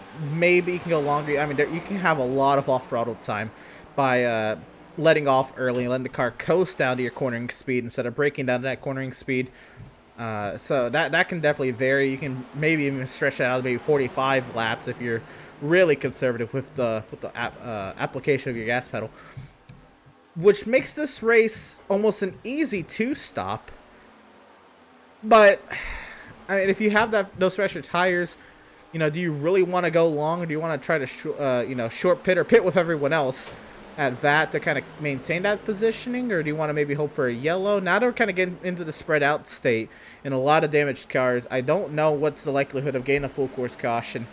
And actually, that's Seth Fitzpatrick, who's 2 laps down, who's kind of worked his way on by. The 71 of Jeremiah Stutzman just entered pit road just now, so we might be seeing green flag pit stops here. Jeremiah Stutzman. If you need an introduction to who he is, this is definitely the strategy king of the Outlaw Sim Series. I do not know the exact strategy Stutzman's playing here, but if he's pitting this early and by himself, I'm going to have to imagine this is maybe a road course strategy. He's working the race backwards. We'll see what happens here. Right side tires. Of course, he's going to take 4 tires. No, he's not. He's only going to take 2 tires. Oh, That's wow. an 11-second pit stop. A very interesting strategy right there. Strategy guru is conjuring something up in the lab. And we'll have to keep Hopefully checking he it. didn't burn up his lefts. have to keep seeing what happens for Jeremiah Stutzman. Very intriguing strategy. Only take 2 tires, which leaves only a 3-car breakaway. That's still breaking away. 5.5 seconds is that gap, Ed. Yeah, I mean, these guys are definitely outpacing the field, but I've noticed a couple laps ago, Jonathan Jennings is starting to grow a little bit impatient, I think. He tried working around the outside of the 77 a couple laps ago, but the 77 wasn't giving him much room. But also, Seth is starting to peek his nose out a little bit to the 81. I don't know if it's about fresh air, trying not to get in the dirty air, but I think Jonathan Jennings is starting to get a little impatient about being behind these two, but I think now he's about settled in. Looks like McMurtry is actually powered by Doug Solms. Now, McMurtry had his moment a couple laps ago. Doug Solms is kind of fallen off his pack a little bit. He was right up there. It's now well over 2 seconds behind the pack he was in. So maybe Doug Solms dealing with some tire wear or something amiss with the 67, but he's still within the top 10. We wrote on board there, Jennings, as you said, I think he's calmed down for the time being. But it is interesting. We'll want to keep an eye on Jennings to see if he wants to try to break up the Swift Racing duo at the front of this field, because that's definitely going to be something. Even though this isn't a pack race per se, you definitely want to break up the teammates as you can. Yeah, my biggest curiosity is how's Jeremiah Stutzman going to play the strategy? I mean, he's out here all by himself. He's just now about to cross the start-finish line now. And our leaders are just coming off turn 4 now. And he has no help at all, so I'm afraid he might accidentally go a lap down, even though he played the strategy well to his being. But I don't know if it's going to help him out in the long term.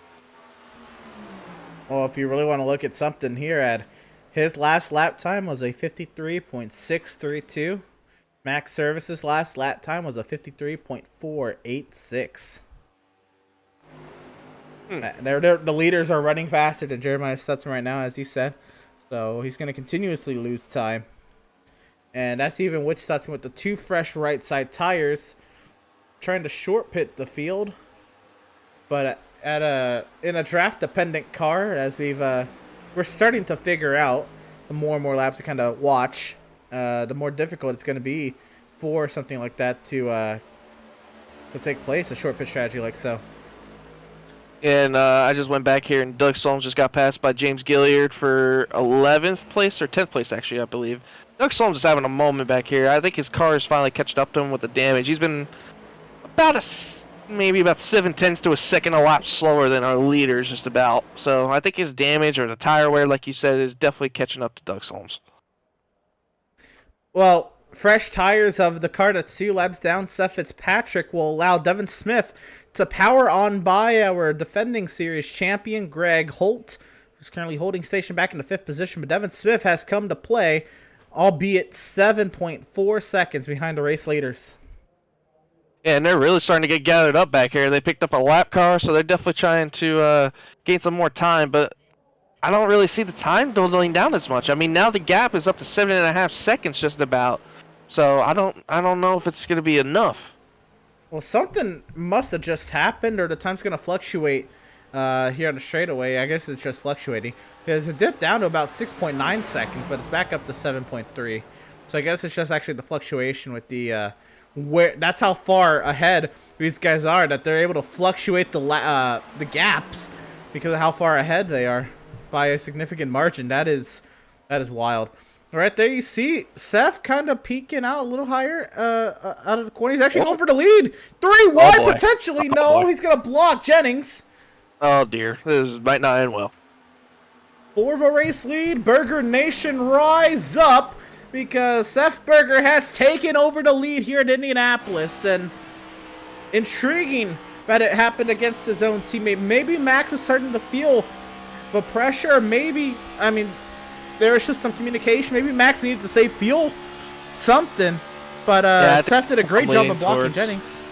Yeah, I think that's what you're leaning towards more emphasis about the strategy of saving fuel. I think definitely this is turning into more of a super speedway type of match here.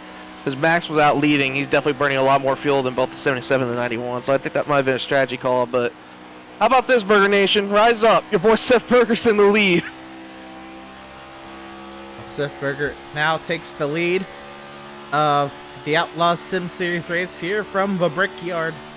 Presented by Bay State Limousine. Don't drink and drive, call Bay State. And if you mention Outlaws, get yourself $50 off of a night out with Bay State Limousine.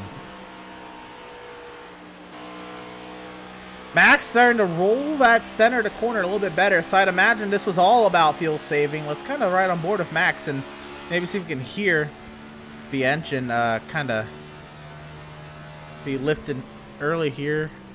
He's not lifting too much earlier. Oh, they're actually pulling on Jonathan James a little bit. They got about like 2 car lengths now on him. Is Jennings really trying to save more fuel? Looks like we have something amiss with Joshua Stroud on the back straightaway.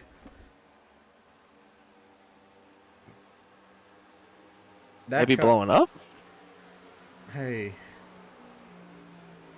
He's still on power. Gonna try to go ahead and grab a replace. The leaders are gonna work their way on by and see what happened to the 58 of Stroud. Oh no. He has a moment here off of turn number 2.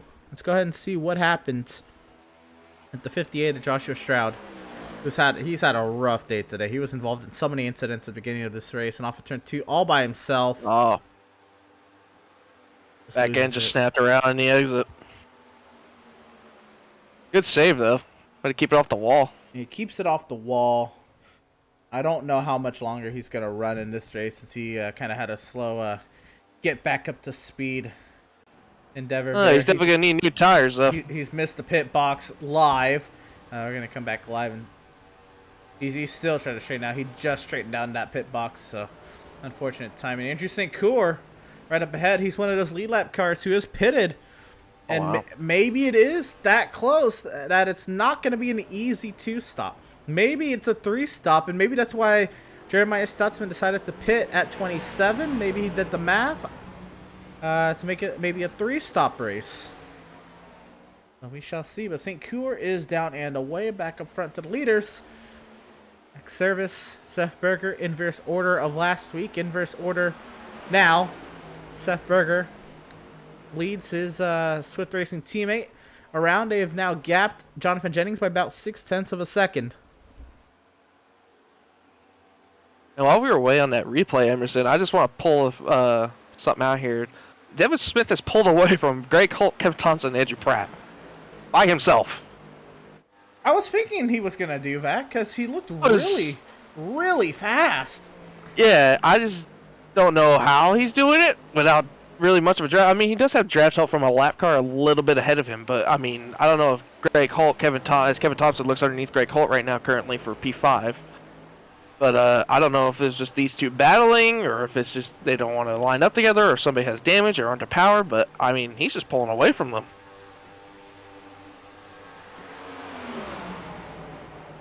Very intriguing. I think maybe these drivers, again, we haven't seen too much of race scenarios here.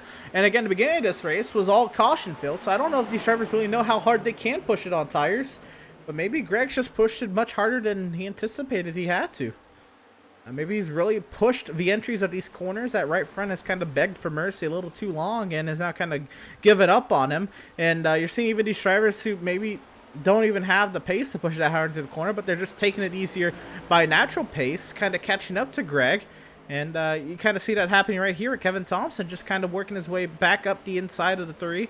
Andrew Pratt, remember how he was early pushing, and then he kind of fell off a cliff early. Maybe Andrew Pratt figured it out very early. You got to save the tires. And Kevin Thompson and Greg Holt are not playing around with each other right now. I mean, Greg Holt was just slightly close to just going around the back end of Kevin Thompson, but he just sent it into turn 1 to clear the 21. But, I mean, just these two playing around like this, they gave Devin Smith another 2 seconds ahead of him. So, I mean, Devin Smith is just by himself all on his lonesome, but I don't know. I think it's going to take a caution to re-rack these guys back up in order to catch the leaders again. Absolutely. And this battle continues on. I want to see this from the front end of the 75 car here. Kind of the two drivers duking it out right in front of him, Holt and Thompson. Is this the end of it, or is Holt going to maybe find another way back up to the side of the 21 of Thompson? Off the corner, is he going to roll the exit a little bit better? He's going to at least try it with the slipstream. Even get on board the 75 there. There we are on the roof, and I think Thompson might have finally decided that battle. Yeah, I can already picture what Andrew Pratt's looking at his head. He's like, guys, come on, please. We need to catch the guy in front. Let's figure it out here. I think Andrew Pratt wanted to take advantage of getting around Greg Holt sooner, but I don't know if he had a... Well, he might hear. He has a run. I don't know if he had the car. Yeah, he might hear. I don't know if he had the car. He just didn't want to push the right front tire harder than he intended to because they were battling so hard. And he actually backs off a lot there on entry. Maybe he's trying to set Holt up for the exit of the corner, which is the preferred way to do it because of how long these straightaways are. See if we can set him up through 4. He's kind of entering higher, and I think he's going to try to get a straighter exit to kind of slipstream by the 3. I don't think he was close enough there off of 4 to do so. I honestly think it had something to do with Greg Holt because Kevin Thompson's running down Devin Smith currently right now. I mean, he's just a car in between. So they're definitely catching him. Some was a miss there. I don't know what it was, but it might have been one car did not agree with the other or something, but I don't know. I'm trying to ride on board with Greg Holt and see if we can determine any sort of ill handling racing vehicle we can here into 3. He's struggling to get down to the bottom. And Pratt. He's flirting with them RPMs too. You see how high his RPMs were on the straightaway? He was about 9,400. Is he overheating? Maybe he had to back it off? Maybe. When we watch him down the straightaway here, he climbs all the way up there just about the max rev.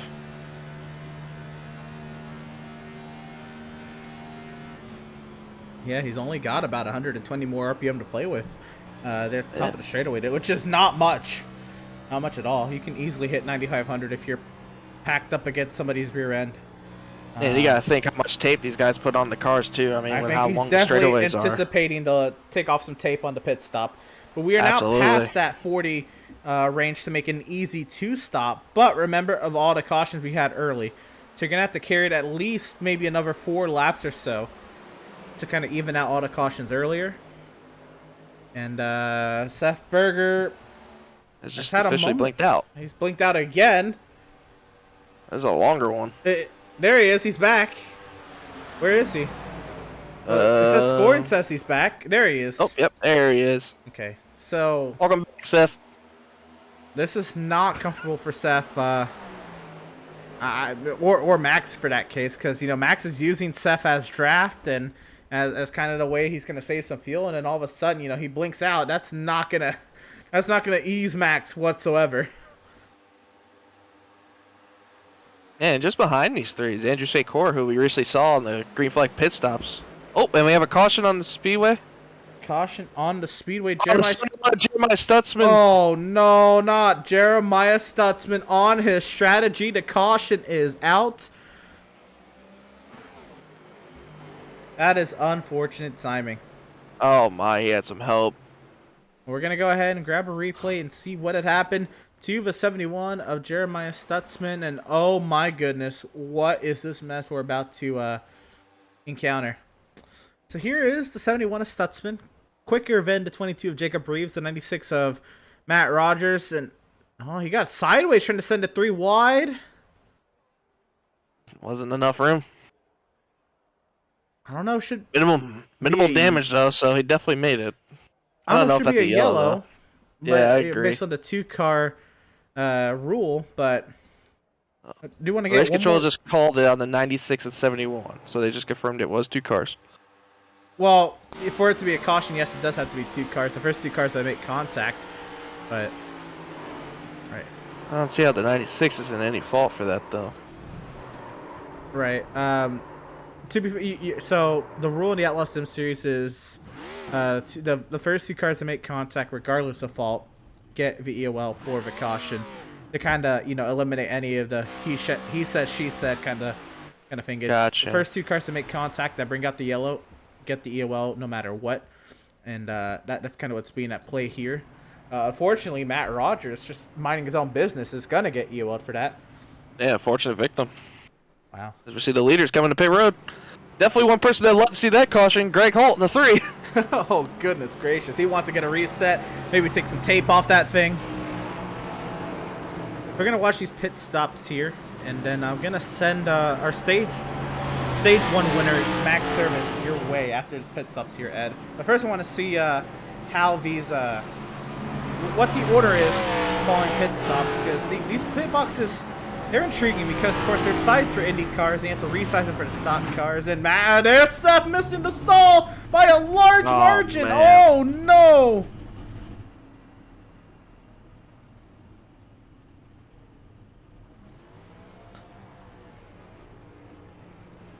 And I'd imagine the race off pit road is easily going to be for Max Service. Slow stop for the 91 as well. Right. Max Service wins the race off pit road. Yes, he does. And he's going to be headed your way, Ed, for our Stage 1 interview. Stage 1 winner, Max Service. Max, boys in the booth, you got us, buddy? Yeah, I got you. All right, man. You're on the rails, buddy. All right, buddy, you got it on the rails. You won the stage. You got a fast car. You started on pole. You got your teammate and Seth Berger behind you. How's it feeling out there? Car feels really good. Best piece we've had in a long time. We got obviously Seth here with us. Devin is our kind of satellite teammate, I guess, unless he wants to identify under the Swift Racing banner. In third, so we're sitting real pretty here. I mean, yeah, you guys look like you got your setups dialed in there. A lot of handling issues out there. Does that concern you and your teammates at all by any chance? A little bit, but it really depends what the track's going to do here over the course. We fire off a little bit tight. It doesn't turn very good this first lap on tires here. And we're starting to get a little loose on that end of that run, but it's not really of a concern to us. I mean, Jennings wasn't overly faster than us, so we were fine. And then, well, nobody else was there around us at all. I mean, Devin came through the midfield and passed everybody pretty cleanly, no problem. So, I mean, the set should be fine as long as, track temp doesn't change a whole lot. But overall, she's a great piece. Yeah, she looks good out front, buddy. You and Seth and everybody else got that under control. I really liked how you and Seth managed those restarts there in the beginning with the choose cone and getting you guys timed out there to get you guys separated from everybody else. You, Seth, and Jonathan were pulling away from the rest of the field by about 7.5 seconds at one point. That had to make you guys feel really comfortable. Yeah, we were really kind of hoping we'd kind of leave Jonathan hanging a little bit, but obviously he's got a really good set too, so he's hanging with us. But he's a little deeper here on this restart. I'd like to think he's in 5th there, but we've got 3 cars working together, 1, 2, 3 here, so expect the same restart shenanigans. All right, buddy. You enjoy your race, and hopefully we'll see you at the end there. Thank you. Hopefully, have fun up there. Yep. Driver number 81, Max Service there. Current race leader out of Swift Racing. And yeah, it's been Swift Racing dominance so far in this race. Just Seth and Max. Luckily, Seth was able to kind of rebound with his mistake on pit road because I guess Jennings also had a mistake on pit road. And that's kind of what I was leading into, is that these pit boxes are weirdly shaped and weirdly lengthed for stock cars because they're not traditionally meant for stock cars. Yeah, they are, definitely, especially with the amount of wear these guys put on the tires there, that long green flag run. Definitely going to be a lot more harder as they're sliding into their boxes as we're getting ready to come to the green flag here with Max and Seth in the front row here, Emerson. Yep, and we are going to be here to at least catch the restart. And here we are, the field in the hands of Max Service. We're back to racing from Indianapolis.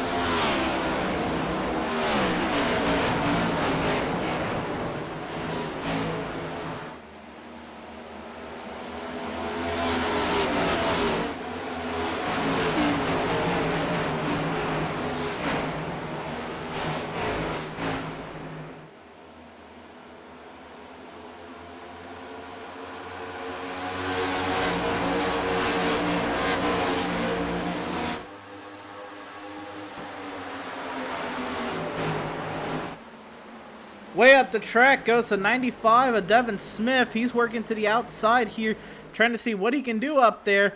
He's got the 21 of Kevin Thompson coming up behind. Jonathan Jennings has fouled his way back into the 3rd position. So despite having Devin Smith right there, we have a driver coming down the pit lane. Right now, there's a 2-car of Seth Fitzpatrick. I've had nothing on the radio about him pitting, so this is definitely an unscheduled pit stop or something going on with Seth Fitzpatrick.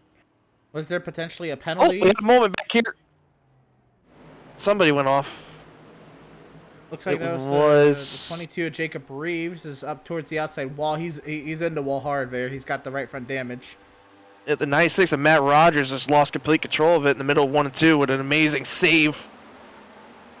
Good catch from Matt Rogers. We're able to continue on. Jonathan Jennings is to the outside of Seth Berger for second. Well, this is new. So Jennings on the outside. Seth's going to fight his way hard up the inside. Try to see if he can find his way back by the 91. But the 91, they're going to be kind of working their way down the front straightaway. Any side draft they can play with these new body styles is going to be difficult to figure out. Jennings can that's open up tight. the entry more. And the 81 was helping his teammate, the 77, in the straightaway. Scott Bailey got sideways, and maybe somebody else as well. So there's a change up. Not Scott Bailey, my apologies. I think John Mickey was the one who got sideways.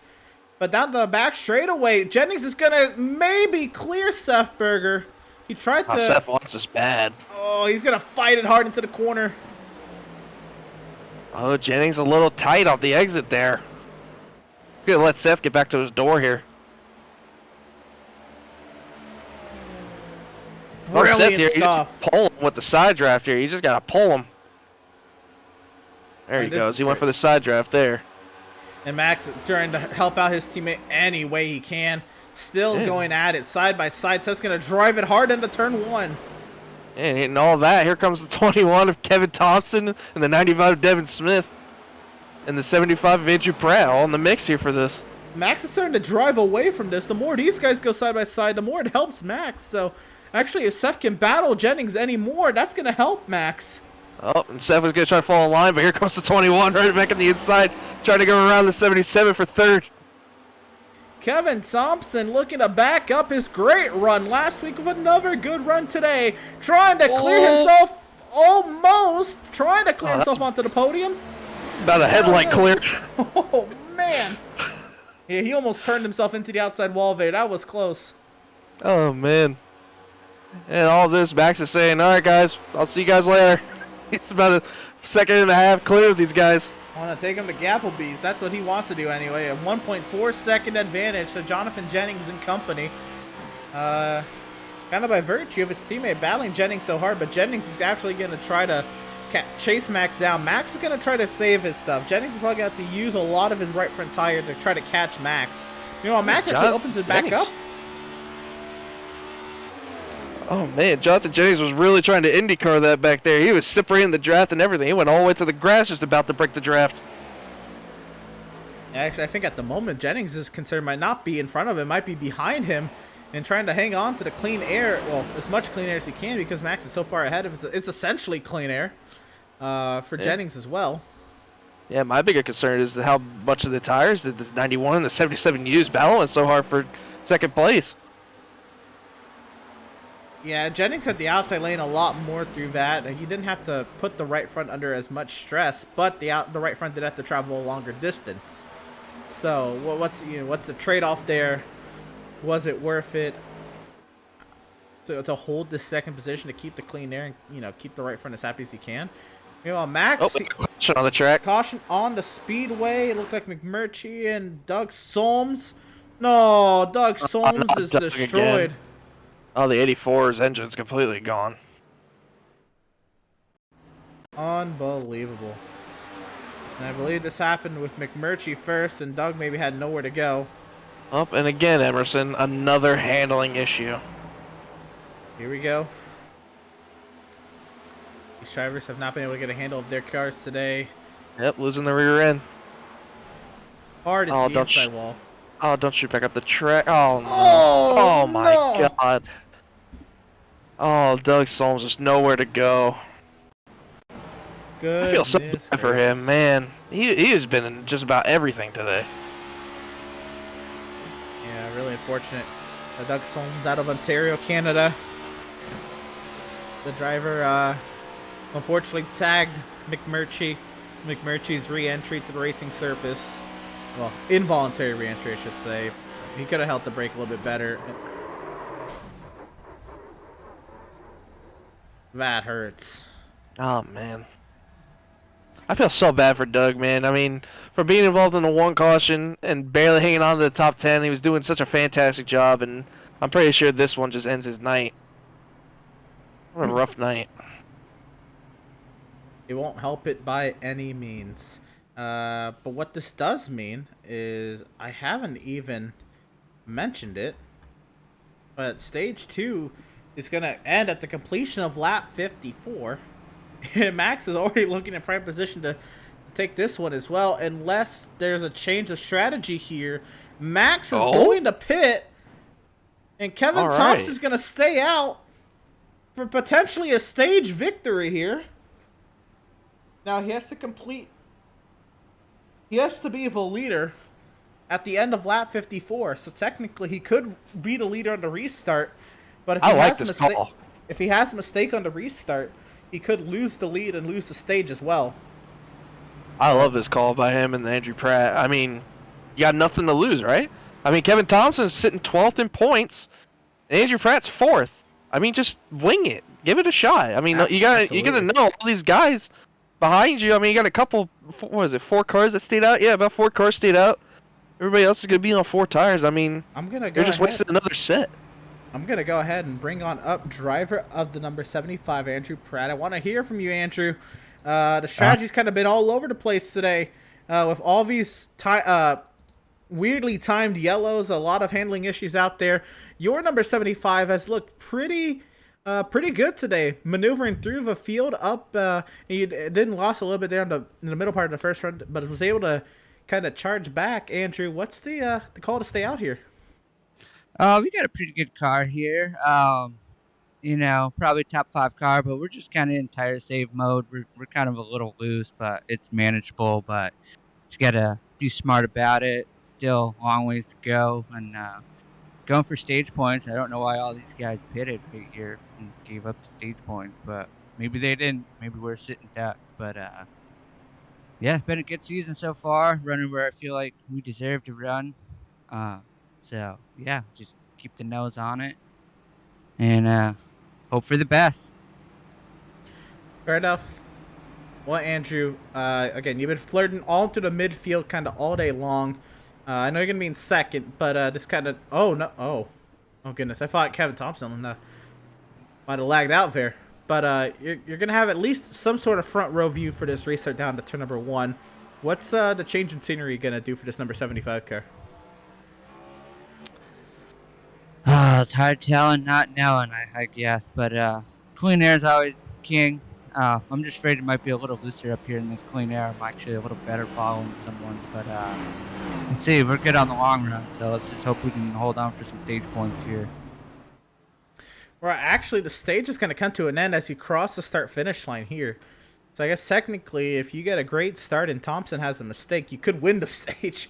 But it's going to be an intriguing run down to the line.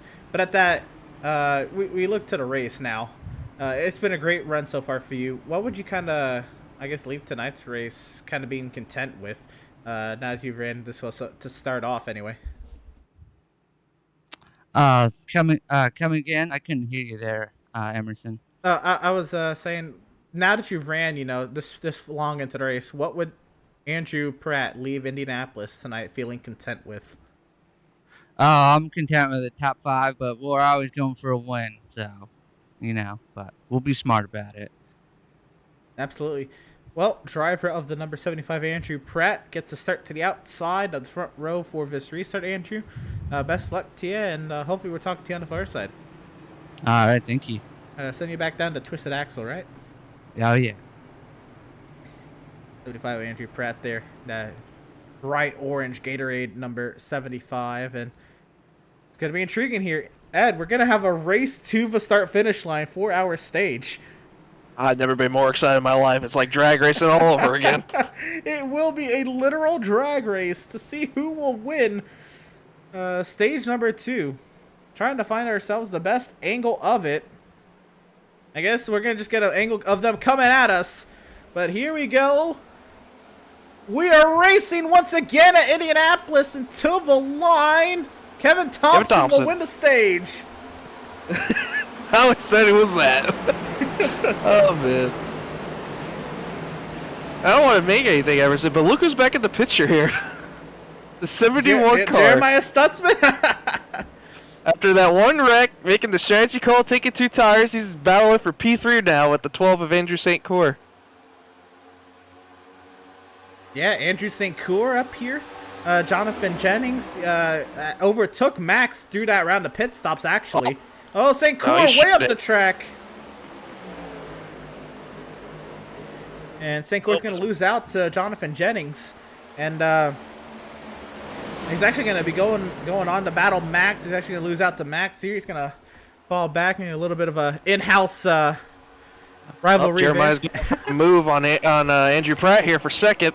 Seth's going to look to get on by St. Coeur, but you're right. Here's the battle for second. Andrew Pratt and Jeremiah Stutzman. The more important battle. Stutzman, who was just wrecked a few laps ago, looking to clear his way up into second. And now sets his sights on Kevin Thompson out in the lead. 2 races in a row. Kevin Thompson We got a caution on the track, apparently. I don't know what for. Randall Barnett and Matt Rogers have had an incident, and they're still wrecking up in turn 2. Oh, my. That's a big one. And this is not the race we wanted to see. But, Ed, I'm going to go ahead and give you one lucky guess and figure out what was the cause of this one. And I could give you the one lucky answer I always tell you, bud. Handling once again. Another handling issue. Matt Rogers here in the turn number 1. He kind of catches up to Seth Fitzpatrick a little faster than he intends to. So he has to check it up a little later. Or a little weird. And, just to overcorrect. Nowhere for Barnett to go. Does everybody miss Barnett? Looks like everybody misses Barnett. Good job on both of them to hold the brakes after they got in the incident. And good job by the other drivers of avoiding it, too. But Randall Looks Barnett. Like Matt Rogers kept it going, too.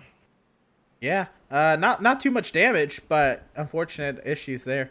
I want to see here, Kevin Thompson, if he's going to pit now that the stage is over. But Kevin Thompson will be heading your way. We'll see if he pits after his pit stop. But if he doesn't pit as he passes pit entry, Ed. We'll see here. Yeah, Kevin Thompson was in for one, though. He was getting some laps led, which is nice. 2 weeks in a row for Thompson to get some laps led. He barely squeaked into the playoffs in Season 1, and unfortunately did not have the same kind of luck in Season 2. So here in Season 3, to get some laps led early in this season, it's got to feel great. And looks like Thompson is going to head down pit lane with Andrew Pratt. Ooh, Jeremiah Stutzman staying out. Jeremiah Stutzman. He's one of the ones that stayed out along that last caution, too. Interesting strategy here. Stutzman, again, I think he's really working this like a road course race more than anything. Might need to check if that's Joey Logano in there or not, because my God, the moves he was pulling on that restart.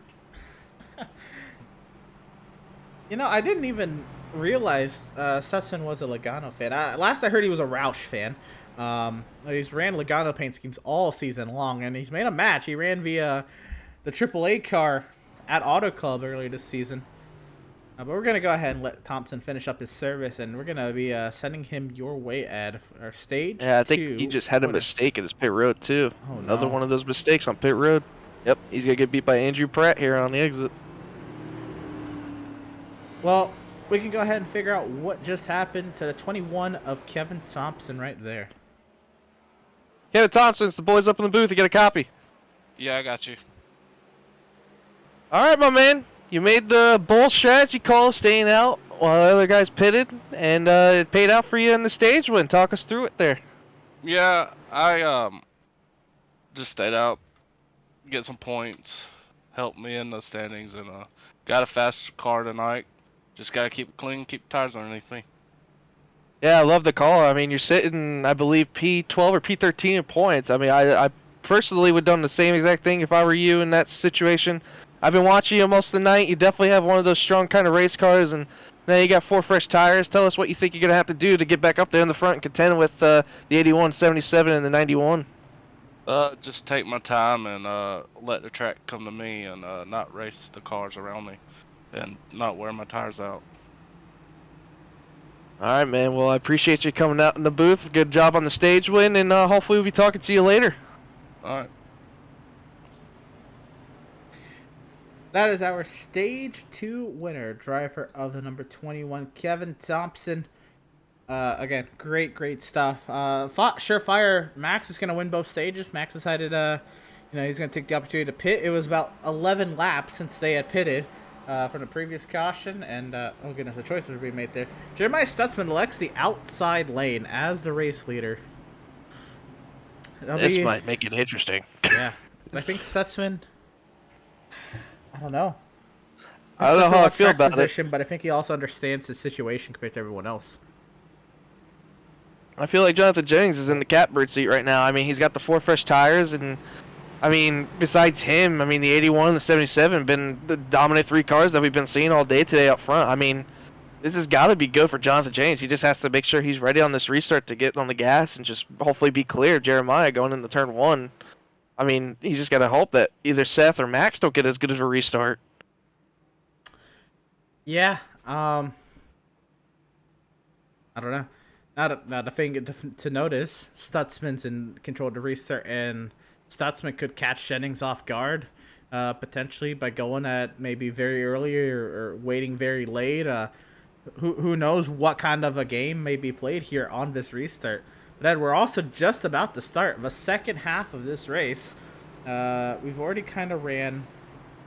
What are we looking at? About an hour, 15-ish minutes into this race, and we're looking at another hour and 15-ish minutes. So looking at about a race about the same length as Atlanta as well. So the drivers are going to start to feel it as well, along with battling how loose these cars are. It's going to be something down here in turn 1 and 2, especially because we get later on into the race. But there is the iRacing Calum safety vehicle finding its safety in the pit lane. The field in the hands of Jeremiah Stutzman. We are racing already from Indianapolis.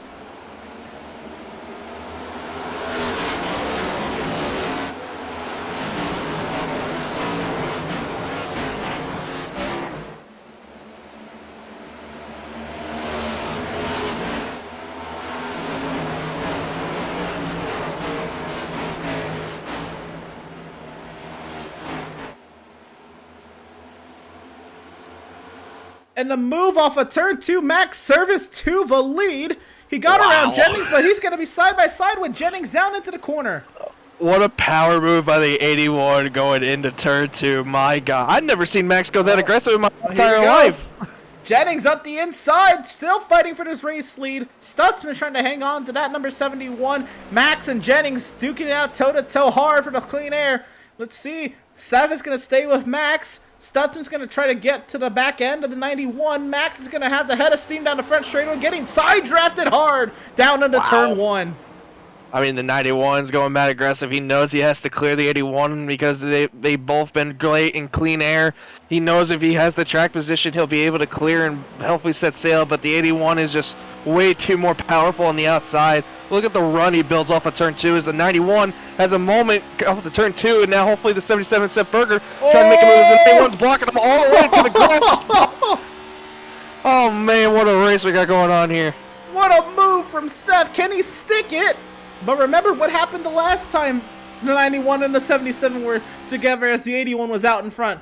They kind of just got too involved with one another, and Max kind of drove off. But look at this guy. This guy was 2 laps down. Seth Fitzpatrick is looking for a podium spot. And now he's shoving the 91, hopefully get clear of the 77, while Seth Patrick also about to clear himself in front of the 77, but Seth Berger is powering hopefully on the inside, trying to clear Seth Fitzpatrick, but Max Service is slowly but surely pulling away from the field again. Jennings cleared Berger. That's going to help Jennings out a lot if he can try to stay with the 81 of Max Service. Service is going to try to get out of there as quickly as he can. Seth might have to fall back in line behind Fitzpatrick.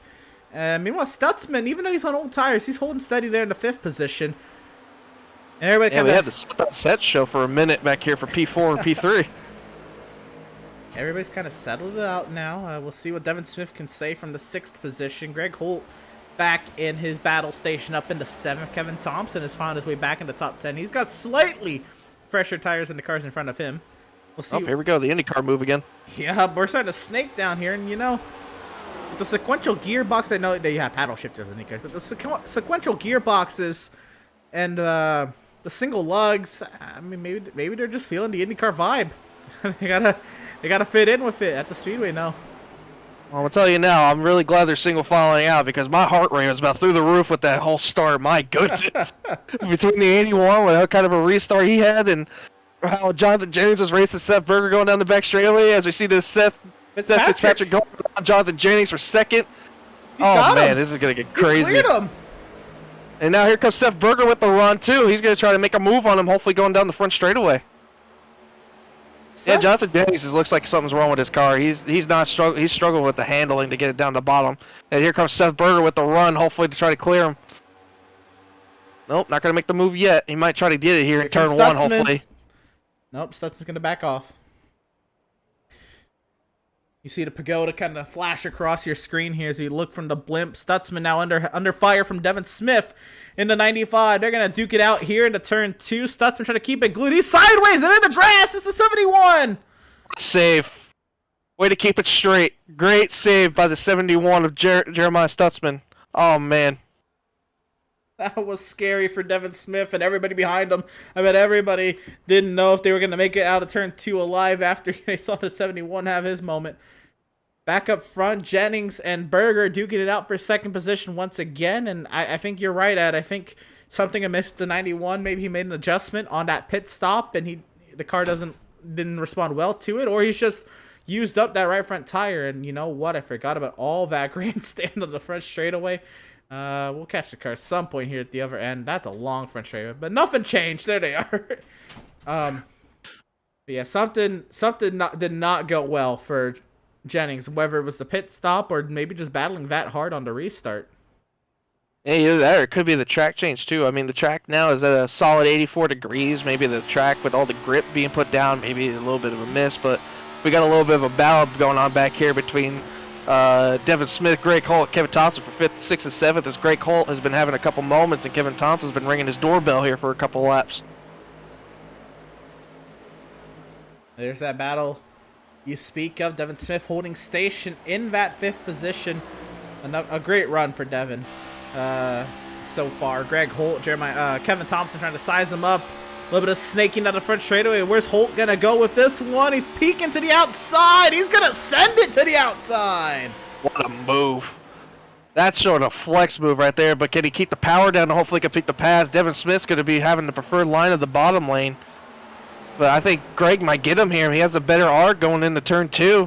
Devin's going to wash up the track a little bit. Move Greg Holt back into 5th place for the meantime. Devin's going to fall back in line, but here comes our Stage 2 winner, and Kevin Thompson coming right behind him. Kevin Thompson's making those fresher tires, even by a lap, making those fresher tires work out and trying to see if he can regain some track position here before maybe the next round of pit stops. But Thompson looking to size up Devin Smith as Holt's powered by Devin. Holt into the top 5, but Thompson may take both of them here. We'll see down the front straightaway if Thompson gets any sort of powerful slipstream. And John Mickey back into the top 10 there in the 9th position. Yeah, how about a name we haven't heard of? John Mickey all day. I mean, he's been slowly but surely making his way through here. Has a little bit of a moment, barely gets a little loose on the exit of turn 1. Oh, man, he barely caught that, but he's starting to get to the back of Jeremiah Stutzman as we see still Devin Smith and Greg Holt going at it. And we go back to the front here. Jonathan Jennings and Seth Berger. Seth is just ringing the doorbell. He's like, hey, I really want a Jersey Mike subs. Can you open for me? I just want one peek at it.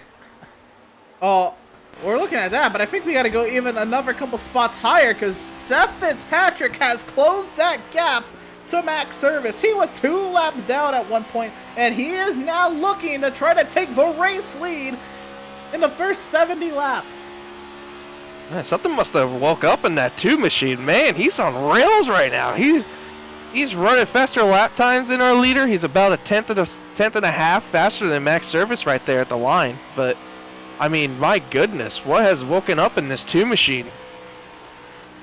I don't quite know what it has been, but I knew Seth Fitzpatrick had the pace to get this done. I figured he was going to get a win last season. He kept putting solid runs week after week, and it just never came. We were kind of waiting, and slowly but surely, the season kind of continued to go on. He kept getting top 2s and everything, and we just didn't see Fitzpatrick put the whole deal together. And while there's still a lot of racing to go, there's no, for sure saying that Seth Fitzpatrick is gonna win tonight. But he hasn't had this kind of a performance all season either.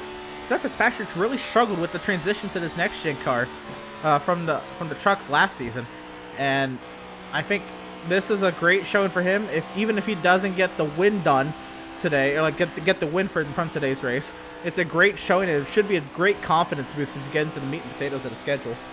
Yeah, we may or may not get a caution here. Emerson. The 56 of Adam Gardner is very, very slow going into turn 3 currently. I don't think he's under power at all. I don't hear his engine running or anything. He is very slow. And that is a quiet engine. Unfortunate. See it there? 300 RPM. I'll tell you, these cars idle at 2,000.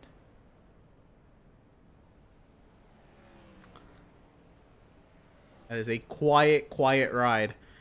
Adam Gardner, and it won't bring out a caution if he can't make it back to the pit lane. We may have a moment here in the top 5. Jeremiah Stutzman just got the block set on him by Devin Smith on the front straightaway as Kevin Thompson went around him on the inside. Moved Kevin Thompson into 6th place, but Devin Smith's having people ringing his doorbell right now. He's got John Mickey closing in now, but Jeremiah Stutzman had to back out of it to not wreck the 95 of Devin Smith. We'll keep an eye on Adam Gardner there. We'll go back up to the moment you're talking about. There is Devin Smith right in the thick of it. Greg Holt under heavy attack from Thompson. Here comes Kevin Thompson. And a little bit forward, Seth Berger has finally got around the 91 of Jonathan Jennings. Man, we got action going on everywhere around here right now. Yes, indeed, he has. Jennings, they're back in the the 4th position. You see Adam Gardner trying to crawl in the pit lane. Thompson has cleared into the top 5. Gardner will get beyond those pit cones. And Holt is pushing Thompson down the front straightaway. Can Thompson adjust for the extra speed into the corner? Yes, he does.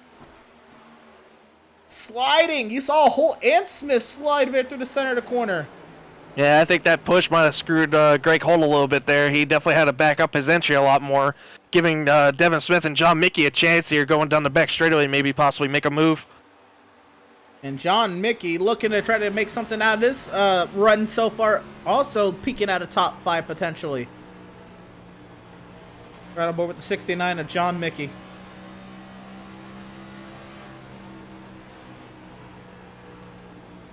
Trying to roll the center of the corner there. Again, turn 4. Getting through turn 4 well. Getting through turn 2 well. So pivotal. Look at this run he's got on Devin Smith. He's going to send it here. He has to. He's going to back off. Oh, my gosh. I would have sent it right there. No way. Oh, Devin Smith really loose getting on the exit right there. Yep, and I also saw Greg Holt get loose on the entry. Both of those drivers dealing with handling issues. And John Mickey is licking his chops, but how is he gonna get around Devin Smith if he doesn't take a run like he just had there off of turn 4? Man, I don't know. John Mickey's got to set this up perfectly. I mean, Greg Holt's handling, I think, is starting to finally go away again, as we saw previously, as Devin Smith gets underneath him here for P6 right now. And John Mickey's just going to wait and hopefully set this up perfectly to where he can get both of them in one shot. As Devin Smith's going to clear Greg Holt on the exit of 4. Move Devin Smith to P6 right now. I think John Mickey was hoping that would go on a little bit longer, and unfortunately it did not. At that, we continue on. Mickey, a little bit of a moment there. He came off of turn 1 a lot shallower on corner exit than we've seen him. And now Stutzman may be sizing up the 69 for a potential position there. Andrew St. Coeur back up inside the top 10. Andrew Pratt has tagged the wall. You can see his bright orange 75 up towards the top right of your screen with some right front damage as well. Yeah, that's going to hurt him on straightaway speed, too. I mean, just any sort of lick to these cars, either on the right side or left side, will hurt arrow-wise with the draft. So you got to be careful not to smack the wall too hard. And, yeah, Adam Gardner getting extended repairs on that Scooby-Doo. Where are you, Toyota Camry? That may be day done. But back up to the lead. Just checking in. Fitzpatrick has not passed Max Service, but he's kept right there in the tire tracks of the 81. There's Scott Bailey making another re-entry to the track. And look at the leaders right to the bottom side of the racetrack, wanting to get that added draft into the corner. Yeah, and I've been watching the lap times for both these two. They're about running about similar to just about identical lap times. So it's not like any one of them is running faster than the other by a significant margin. So they're both really close in laps, but one person I definitely got to keep a mist on, that 77's kind of coming again. Burger Nation's coming. Does Seth have this place figured out a little bit better than his Swift Racing counterpart? We shall see. We also saw Seth make a pass on Max later on into the run. Was it a strategic move for them to switch spots, or was Seth just getting better on the long run? We're about approaching that point. We're about 5 laps from the point where Seth made his pass on Max in the first run. And Jeremiah Stutzman must have had a moment back here or something, because he lost 2 spots to both Andrew Secor and Andrew Pat. I don't know if he just had a moment or if he just gave them both up because they were on fresher stuff, but Jeremiah Stutzman's falling back and in a hurry. Not entirely sure, but Greg Holt has passed Devin Smith. I think Devin Smith maybe made an attempt to get by Greg Holt and was unsuccessful. John Mickey. No, my apologies. We did see Devin Smith get by Greg Holt. He's gonna try it again, though. Down the back front straightaway. Where's Devin gonna go? It's peeking to the left side. Peeking to driver's left, but not gonna send it. Yeah, probably just trying to get some clean air on that nose. Hopefully he can get the better entry. I think the dirty air is definitely starting to play a factor a little bit here. So Greg definitely struggles through the center corner. Here we go. Devin's definitely got the run. He's definitely going to try to shove it up the inside here. As Greg is just, I don't know what is going on. It seems like he's not as good as I thought he was on the outside. I think his inside is preferred line. So I think that's what every single one of these drivers back here is noticing, that Greg is not preferred on the outside line. So definitely see Devin Smith try to push him up to the outside a little bit here. But you know, as that happened, Greg got the better run out of 2, and he was able to pass Devin Smith right back on by. Maybe it's at certain corners. Might be certain corners for that 3 car. I don't know. But at some points, it looks like he struggles to hit the bottom, and then there's some points he struggles to hit the top. So it's like it's either corner. But John Mickey's now looking to get by Devin Smith here. He's looking to the inside of him. He's at his corner. John Mickey to the inside and trying to see if we can get by the 95. Still going at it. It's like every car we've seen that goes in the inside line of another car on the outside has had a moment about going into turn 1, either when it's loose or it's tight. Oh, contact! Devin Smith's going to go around! Oh, no. They keep it going straight, but that is going to hurt Devin Smith's race and almost more than likely end his competitive evening. Yeah, that whole right side's killed on the 95. Oh, man. No. We still good now. And John Mickey, just like I think what happened with Seth Berger at Atlanta, was maybe trying to side draft, maybe trying to file in behind. This time it won't bring out a caution, but John Mickey will get the upper hand of the outcome of that incident. Emerson, we're about to have a battle for the lead here. Max Service has been loose on the exit of both 1 and 2 here, and Seth Fitzpatrick is coming. Fitzpatrick sizes him up, and you know, remember what I said earlier about Max and Seth and why they switched spots? Not only maybe does Seth get a little bit better over the long run, Max maybe uses up his stuff a little too much, and Fitzpatrick, he was 2 laps down earlier. He was able to study early without really compromising his race too much. It was already compromised. So now he gets to put all that stuff he studied to the test. You see Max sideways to the center of the corner, but Fitzpatrick not able to take advantage of it under power yet. Yeah, that 2 car just looks like he's on the rails. This is the best I've seen of this 2 car all day. I mean, we mentioned he was 2 laps down earlier in the race. You come back from 2 laps down and then have a move like this. Oh yeah, he's gonna size him up here. No, I think maybe he's just. I think maybe he just might be saving fuel a little bit. I think he's trying to play the strategy game, or either that, or he's trying to get under Max's skin. As Max goes a little bit wide going into turn 3. Maybe I think he has to start thinking maybe I need to get in front, because I think if Seth gets in front of Max, he's definitely gonna pull away from him.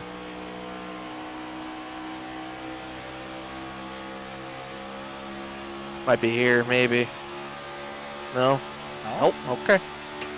This is interesting. This is the most anticlimactic battle all day. I wonder what Max is thinking in this scenario. I don't know. I think at this point, Max is probably... I think Max just needs to take it easy, not push his car as much as he thinks he has to. Because if Seth wanted to pass him, he would have passed him by now.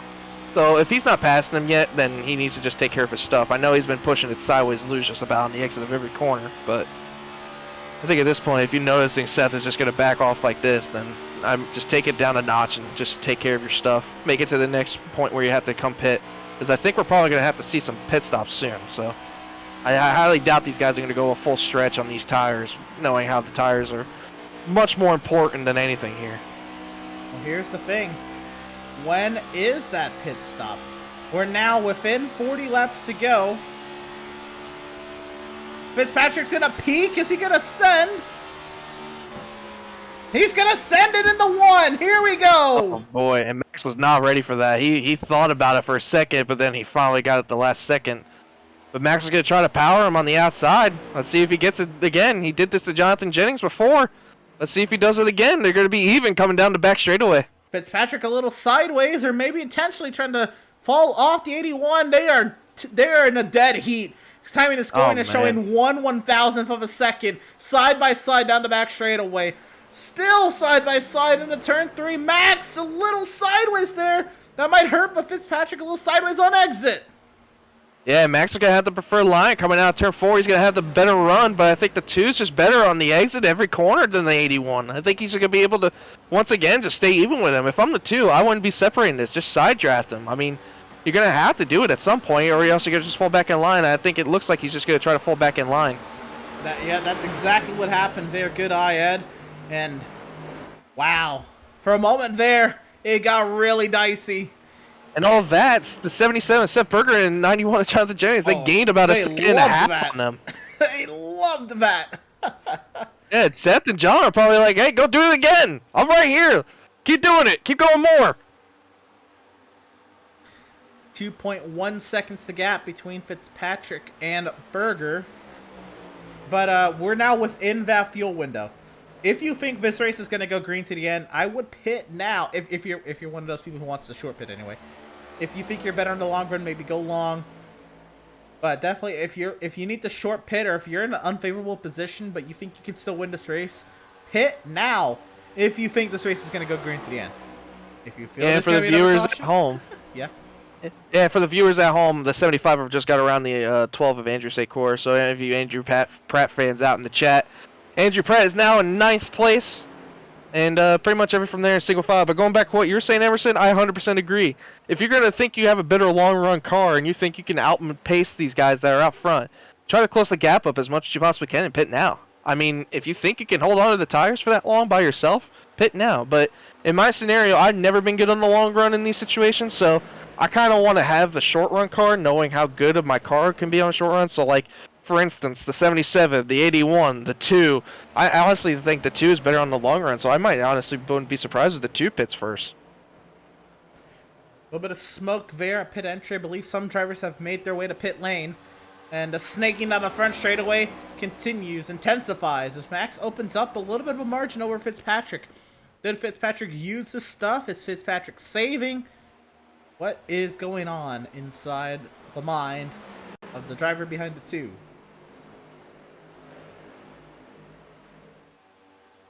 Down the back straightaway. Max, again, taking a defensive line, trying to break the slipstream. Here comes Fitzpatrick. Closing the gap once again, about 1/10 of a second into the corner. He lifts earlier. Tries to get more speed to the center. Tries to carry more speed to the center. And then does it all again here in 4. And this is another big run for Fitzpatrick. Max, of course, going to break the draft. Berger now losing more time to Max and Fitzpatrick.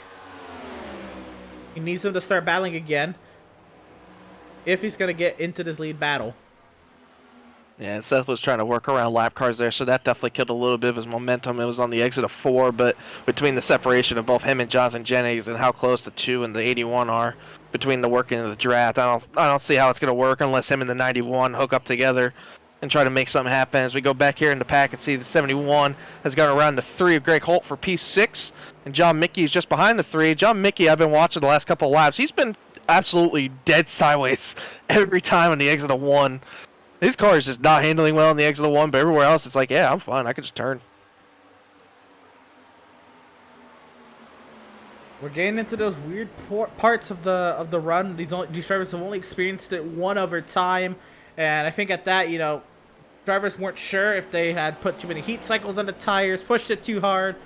We're still relatively new in the age of learning long run tires here at Indianapolis, and Stutzman has taken advantage of it. From his weird strategy early on, his strategy obviously changed with the yellows. Stutzman continues on, and you know, if my strategy guru doesn't pit yet, I'm staying out as well. Yeah, going back on what I said earlier about the whole pitting early and everything, I wouldn't be surprised if the 71 pitted early and did the same thing again. But I mean, he knows how that paid off last time. I mean, he got unlucky with traffic and got involved in a wreck. I mean, I don't know if he wants to go through that again, but I don't think he has enough of a gap close enough unless he starts powering some really good laps to be able to even contend maybe. I mean, he's 11 seconds back just about, and it's going to be close.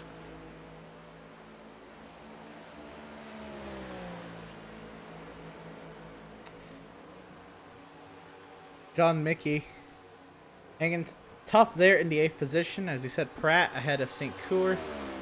Down in 9th. Devin Smith has fallen back to 11th. James Gilliard hanging out on the lead lap. In 12th, Randall Barnett, Matt Rogers, Jacob Reeves round out the lead lap cars. Still running, we have Scott Bailey,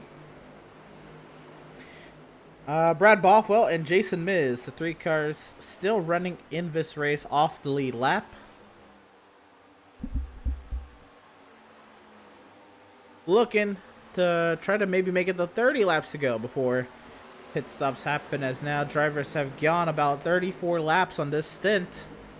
This is about that halfway point if people think they're going to go green to the end. But remember, we got the Stutzman yellow because Stutzman pitted at a weird time and he had fresher tires than some of the cars on the lead lap, and he tried to, you know, make it 3 wide, and he got collected with Rogers. But Jacob Reeves is on the pit lane. He's a lead lap car. He was the last running lead lap car, but he was a lead lap car at that.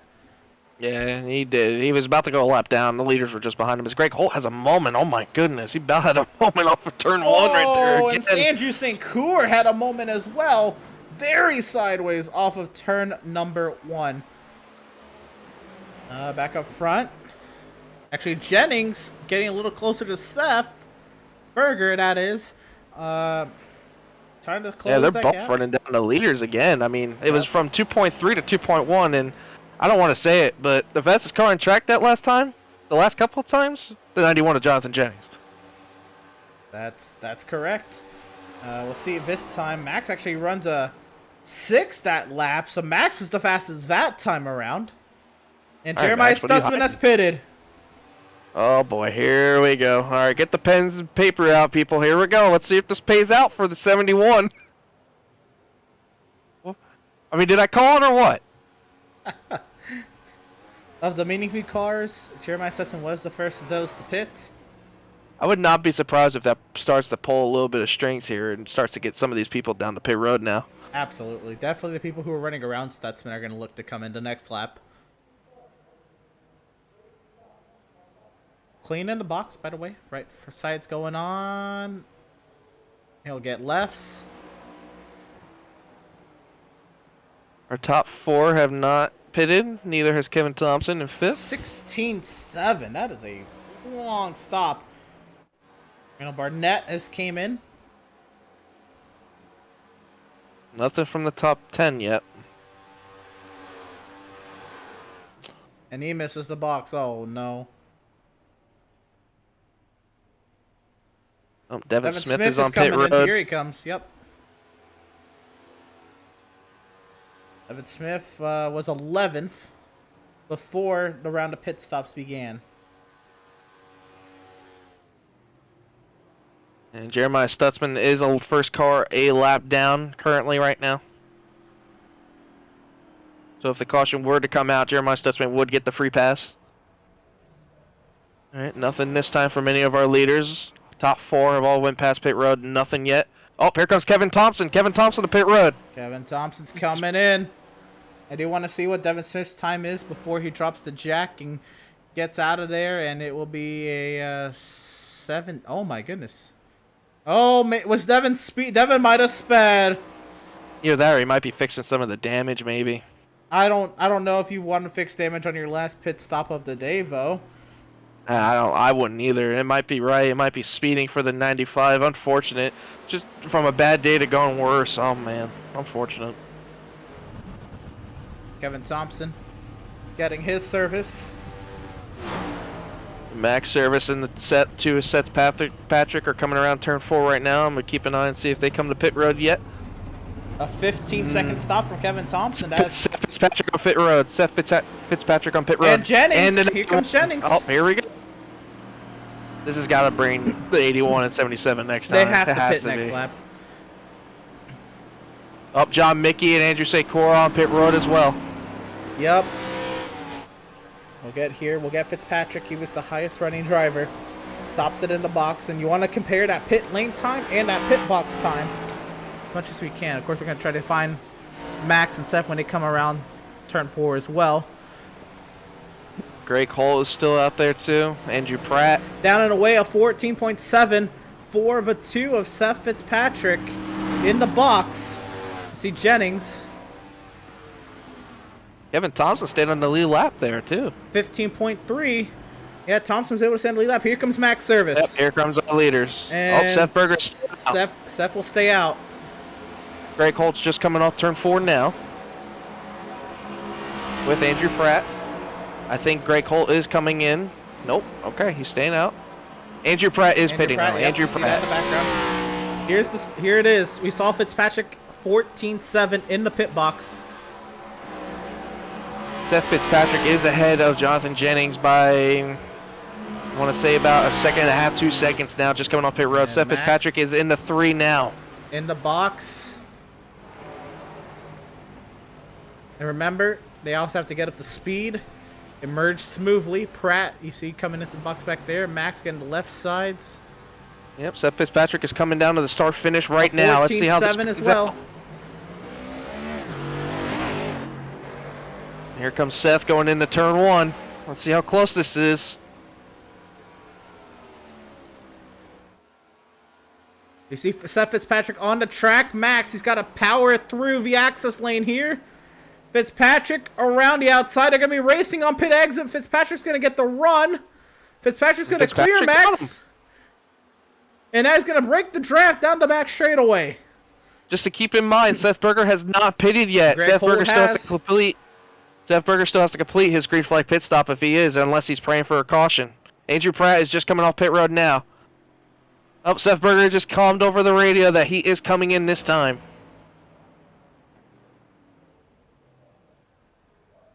There's Greg Holt in the box. Andrew St. Cour is still out there.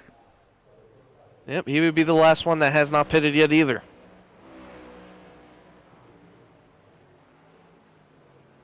So once this cycles out, Seth Patrick is going to be the leader. Actually, my bad. St. Cour still has yet to come off the final 2 corners, so we'll see if St. Cour takes the lead. Here's Seth Berger's in. Yep. Andrew stays out. Andrew St. Cour will try to lead a lap. This lap will not be the case. I went to Seth. Nope. Yeah. You have to go one more. There's Seth in the box.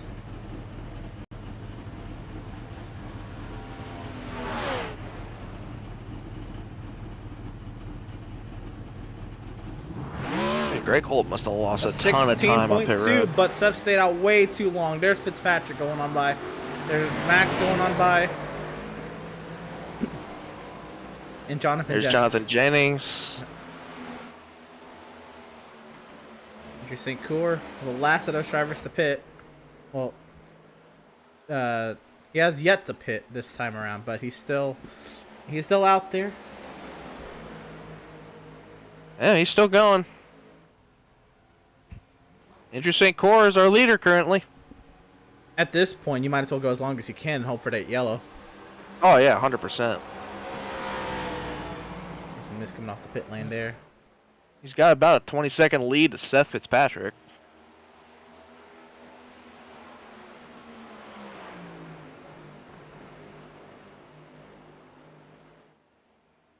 Well, Max Service is 6/10 back of Seth Fitzpatrick, but this is the shortest defined run of the day. So Max will be able to kind of gauge how far he has to push. He can go about the length of the rest of the race, pushing his tires the way he has all day. And the bigger thing too is like none of these cars have draft help really. Maybe Max in this situation, but Seth Fitzpatrick has no draft help. It's basically going to be solo on solo. And by looking at the lap times, Max Service is faster. Andrew St. Cour is in. So now this should cycle out to where Seth Fitzpatrick is now our leader. All the pit stops have cycled out. There's Seth Fitzpatrick on the front straightaway.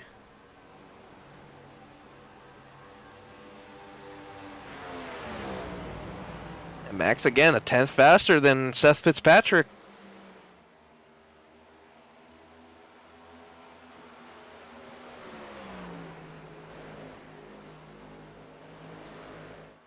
So Max has brought it down to under half a second. And still trying to. Seth has had some moment. He has lost a lot of time to Jonathan Jennings. And Greg Holt must have also. He lost positions to Jeremiah Stutzman and Andrew Pratt. And now John Mickey's going for him too.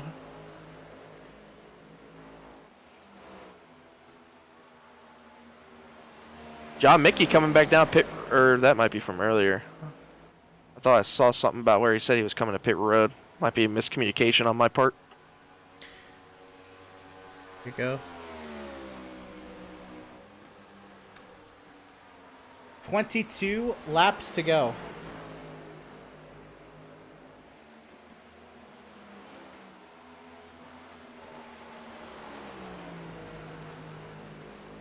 And again, Max Service, another 10th faster than Seth Fitzpatrick. He's definitely got his draft, definitely, 100%. Being as close as he is, he definitely has to have his draft, so that's definitely playing a big factor in his time. He's now brought it down to 2.5 seconds, but now Max has always been the one leading and trying to defend. Can Max be the one on the attack? We haven't seen this all day out of Max. This is Max now, for the first time, having to charge, having to try to pass. First of all, his first time really pushing in dirty air. This is huge. If Max is able to get up to the 2 car, how will his car respond? How will he respond? Can he use lap traffic maybe as a pick? How does Seth Fitzpatrick respond? This is kind of his first time experimenting with clean air. Will his car always like it? Will he always be able to handle it? Does his car change in weird ways? And you know, the track has changed quite a bit. The lap car, Scott Bailey, gets out of the way. Let's take a look at the weather. The weather has stayed mostly the same. The track temp has stayed pretty cool. So there's a lot of grip out in the track. It kind of makes this track a little bit tighter. But nonetheless, still 0.2 of a second amongst the top 2. And the fastest on track that time, Seth Berger. So I don't know. Seth might need a miracle kind of, or a caution to hopefully get back into this.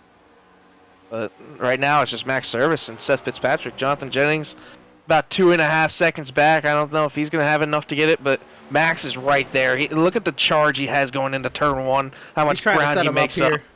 Oh yeah, 100%. Fitzpatrick trying to take that wide entry. You saw him set himself up to the right side. They're trying to arc it through the corner, trying to get a better line through the corner than Max, but Max is going to have the draft. But now, is Max going to be aggressive? Is he going to take the first opportunity, or is he going to try to size him up? Is he going to try to learn it? Here into the corner, Max is peeking. He's going to send it.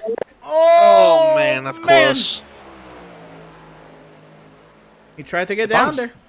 Now, if I'm Max, I don't want to use too much of my stuff here. You still got about coming to 20 laps to go. I mean, you don't want to overuse your stuff and then have to defend him off later. I mean, Seth Fitzpatrick might all we know is not even using any of it. So, like, he might even come back, and we know how strong he was on the longer run, passing Max on before the pit stops. I think Max has got to, reset here. He can drive these center of the corner so much better than Fitzpatrick can. I think Max, if he's going to get around him, he's got to reset. Maybe not take the first opportunity he sees, and maybe gauge, where is he going to have that advantage on it. Now, the lap car is going to give Fitzpatrick draft, so this is not going to be lap by any means. And back deeper in the field, Greg Cole has got around Andrew Pratt for 7th place and pulling away by a little bit. Well, Greg Cole does have the fresher tires. Other than, I think, Seth Berger, Greg Cole, I think, was the second to last car to pit of the third to last if you count Andrew St. Coeur. I guess it was the car in the top 10. Greg Cole was one of those later ones. I'm trying to make do with what he's got. Seth Berger has not made the inroads he needs to be competitive the rest of this race. And that lap, Seth Fitzpatrick faster than Max Service. Or Seth Fitzpatrick had that draft all the way down the back straightaway of the lapper. And again, fastest on track, Seth Berger. Those fresh tires coming in for Seth there. He may be able to get Jonathan Jennings, but I don't know if he's going to be able to get anything else other than that. But right now, it's just these two up here, Seth Fitzpatrick and Max Service. Max is just trying to not use as much of his tires. I'm just afraid that he's going to use too much, and then he's going to have to fight off Seth again. That's my biggest concern for Max right now. So Max is going to try charging down here with the draft again. I don't know if he's going to try to make the move. I don't think he's close enough yet. If I'm Max, if I'm going to make this move, I have to make sure. Oh, he's going to peek to the inside. We might have it here. Oh, here we go. This is the send. It's going to be tight. Oh, it's real tight. Side by side. Man. Do the short shoot, and into turn 2, Max has the inside lane. And Seth has the preferred line. He's going to try to get that run off the corner. Side by side down the straightaway. If I'm Max here, I need to just get to his core panel and side draft him back. I want to make sure he doesn't clear me going down the back. He's chasing him back down. Max has the advantage now down into 3. I would just power it in here and just try to clear it. He not going to get it done. Now he is. Oh, he self-cleared and he got him. Great move by Max Service. Great move. He did what he had to do. He side drafted him back. He made sure he got to that door and he powered it through. He's going to try to break the draft here with Seth Fitzpatrick. But now Seth is going to be in attack mode now. He wants that position back. He wants that clean air. Absolutely. But how aggressive will Fitzpatrick be? Will he maybe wait till later in the race? Will he just try to learn? Or will he push as hard as he can to get by Max? They got quite the advantage over Jennings. Still have 3 seconds over Jennings. Oh, he had a little bit of a hiccup there for Max Service. Seth Fitzpatrick's going to have a move back here. He might be able to shoot bottom if he wants to. I think he might just sit back. Nope, here he goes. He's going to shoot bottom to try to make the entry into 3 work. Nope, he's not too far back. And he's going to back off there. Maybe set up this lap car as a pick, maybe. I don't know. I don't think he's going to be close enough, though, to make it happen. Max is pulling away, though.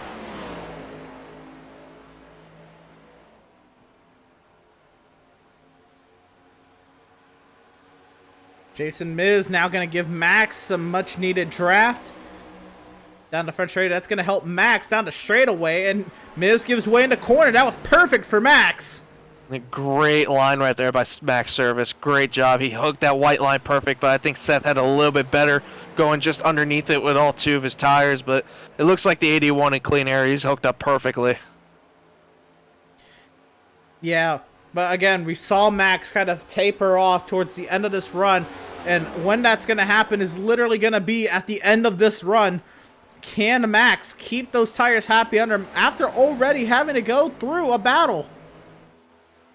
Yeah, I think Seth Fitzpatrick's in the good seat right here. As I think Jonathan Jennings might have had a moment back there. I heard something. Oh, no, it was John Mickey, apparently. Excuse me, but going back to it. Max Service is now on the defense mode. Seth Fitzpatrick is on attack. Look at him trying to dive around the draft. Seth Fitzpatrick's going to have a run going down into turn 1. He's going to just slide in behind him and just not take it. See what he does here. Seth with the preferred line going in there. Run off of 1-vo. Man, he might get him here. Max got to hit his marks right here perfect. Absolutely. Max had a good drive off there. He had a good, decent drive off, but I think Seth was a little bit better. Here comes Seth Fitzpatrick on the run. He's going to be all over the back of the 81. Shoving him down the back straightaway, actually. About shoving him in the corner. Oh, my goodness. That actually might have helped more Max than anything. Absolutely. What what a move from Fitzpatrick to shove Max down there. But I think that's going to kind of reinforce the point. I think Fitzpatrick's going to be content until later on in the run.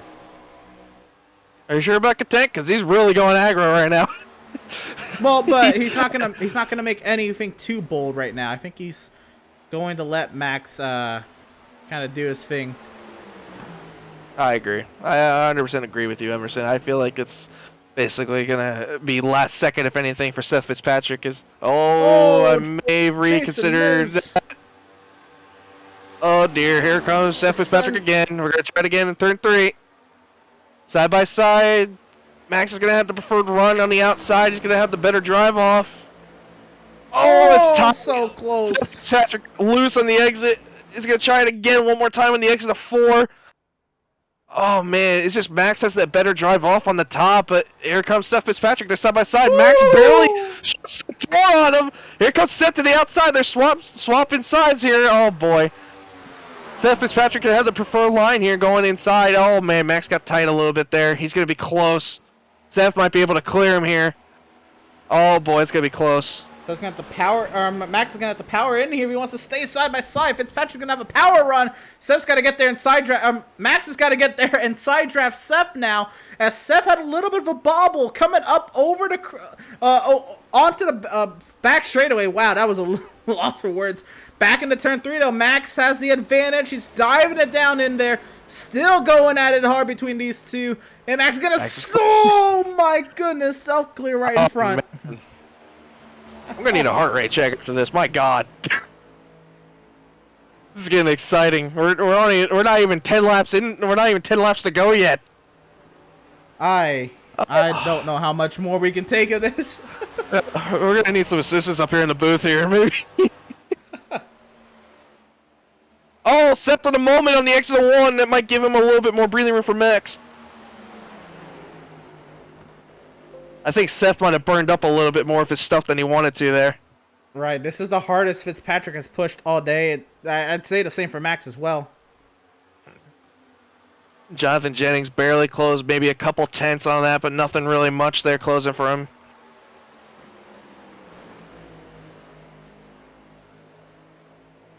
Everything's pretty neutral out through the field right now. This is the only battle we really have going on with the track. Exactly, we're keeping our eyes on it because it can flare up at any moment too.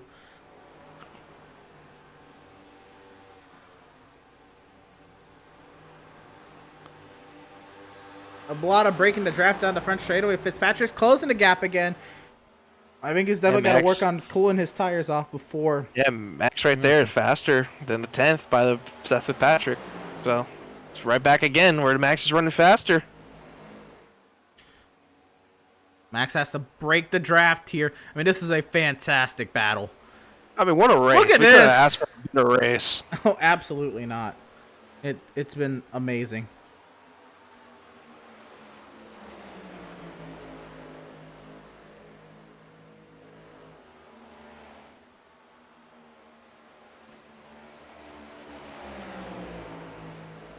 I mean, Seth Fitzpatrick is just trying to size him up here a little bit. I think he's trying to get another run at it. Yep, here we go. He's going to try to peek. Max is using his mirror to block him a little bit. Ooh, Seth might have caught the wall. Maybe it was close. Oh. It was very close. He may or may not have touched it. It was very close, though. But, again, Max is just better protecting. I mean, he's just doing a great job. Want to ride on board with Seth Fitzpatrick here. One thing I'm very surprised too, Emerson, is how much the dirty air is not really playing much of a factor in this case. I mean, Seth is able just to get up to his rear end and do whatever he wants, really. Certainly. This time by 9 laps to go. Oh, a moment there for Seth in the 3. It was close. So the back end battle brewing up here. This is Andrew Pratt on Greg Holt. Wanted to leave that for just a moment, just to no, we do have our eyes around the field. I know Andrew Pratt usually may have a fan or two out there. I know Lisa Pratt jumps in these streams quite a bit. What happened to John Mickey? John Mickey was right here with this group a couple laps ago. I'm looking back at John. He's got right front damage. He must have hit the wall. He's got front end damage, if anything. Looks like the... Oh, I'm sorry. That's not John Mickey. That is Scott Bailey. My apologies. But yeah. Oh, yeah. John's off the pace. He's 3 seconds off the pace. Unfortunate. But yeah, back to what you were saying with Greg Holt and Andrew Pratt. These two have been battling for the last about 10, 15 laps since they came off pit road on those green flex stops. Andrew Pratt searches bottom side, top side, looking for a way. Back up front. I really wish we had, you know, like that AWS tire data between Max and Fitzpatrick, because that would do wonders for us up here in the booth, where we just have to guess. Absolutely. Look at the way Max is breaking the draft. I mean, this is... Oh, it's perfect. Max is playing protective so perfect. I mean, he's not, I don't even think he's looking out his windshield going down the straightaways. I've never seen this much slipstream break really ever in NASCAR. I've never seen Max this protective. I mean, you and me raced around Max for God knows how many months now, and I mean, we'd never seen him this aggressive protecting, ever. This is something new. I mean, he always throws tricks up his sleeve. How badly does Seth Fitzpatrick want to get his first Outlaws Sim Series victory? How badly does Max want to get one where he has been in charge of this race? This is another close one. Fitzpatrick is all over the rear, and here we go once again. He's peeking to the inside. He doesn't have the run. He pulled out way too late. I think he's way in. There's a lab car about to come into play here. James Gilliard is coming into play here. He's the first car on the lead lap. Sideways! This is Gilliard. Oh man. I think Fitzpatrick's gonna play it smart. Gilliard moves out of the way. It's gonna be tight coming with the exit though. I think this might pay off for Seth. I don't know. He might have had a moment or not, because Max, I think, had to get out of the throttle for James. Absolutely, but you know what? I think Fitzpatrick also checked up for a potential incident, and we're kind of right back to square one. That lap car kind of affected both equally. Yeah, another lap right there. here. Max had to lift a lot right there for the 63 of Barnett. He got clear of him perfect. That might have actually helped Max there, because I think Seth had to get out of it a little bit more. Max is going to break the draft here coming down the straightaway once again, as he's been doing every other lap. We're coming to 6 to go. 6 laps to go. Fantastic. Oh, Max missed the apex there a little bit. Fitzpatrick got a great run. Another battle to look on, Emerson. Seth Berger has caught Jonathan Jennings for third. He is all over the back of Jonathan Jennings. Jonathan Jennings has a moment. The lap car's going to split him. Seth got him. Randall Barnett has put Seth Berger onto the top spot. And back up to the lead battle as Berger looks to try to chase these guys down. And if these guys get really into it, Berger will want to be right there to take advantage of it. And Seth is barely running faster laps than the leader. He was about 1/100th of a second faster than Max Service there, but he is really... he's about 2/10 faster than Seth Fitzpatrick, as Max and Seth Fitzpatrick have gained a little bit more time. Remember, Fitzpatrick is so good here in the one. Look at Fitzpatrick just get those left sides under the white line. And also remember, Seth pitted a lap earlier than Max. Max has the 1 lap fresher advantage than Seth Fitzpatrick. So that may be playing into a factor here. Just the way Max is breaking this draft is unreal. Oh man, Seth is going to have a run back here. He kept it straight. He didn't even follow him. But Max enters the corner a lot more better than Seth right there. He's playing like a lane, half a lane higher than Seth is on both corners. Like, he's just perfectly painting it. He's making it stick too, perfect, like where he gets the run off an exit. But here comes Seth with the run. Oh my God. Oh. I swear it looks like Max is about to lose the car half the time when he fishtails it. Fitzpatrick, he feels it. Oh, Max tried to get the apex. This is huge. Oh, no. Really into the fence. He didn't even graze it, really. Seth putting a lot of air underneath that spoiler makes the car upset. Max was blocking. But Max had a better run right there. Seth had to get out of the gas. He was not comfortable right there.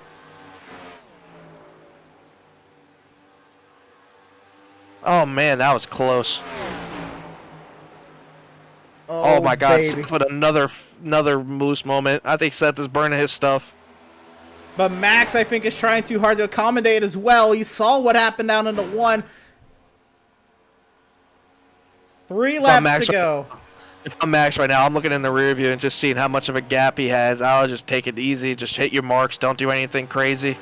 Yeah, this is the largest gap Max has had in this battle. 0.4 of a second. Seth has gained 2/10 right there on Seth Fitzpatrick in the leader, so I don't know. It might take a miracle for Seth to get into this mixture, but it might just come down to these two factors for the win here in Indianapolis.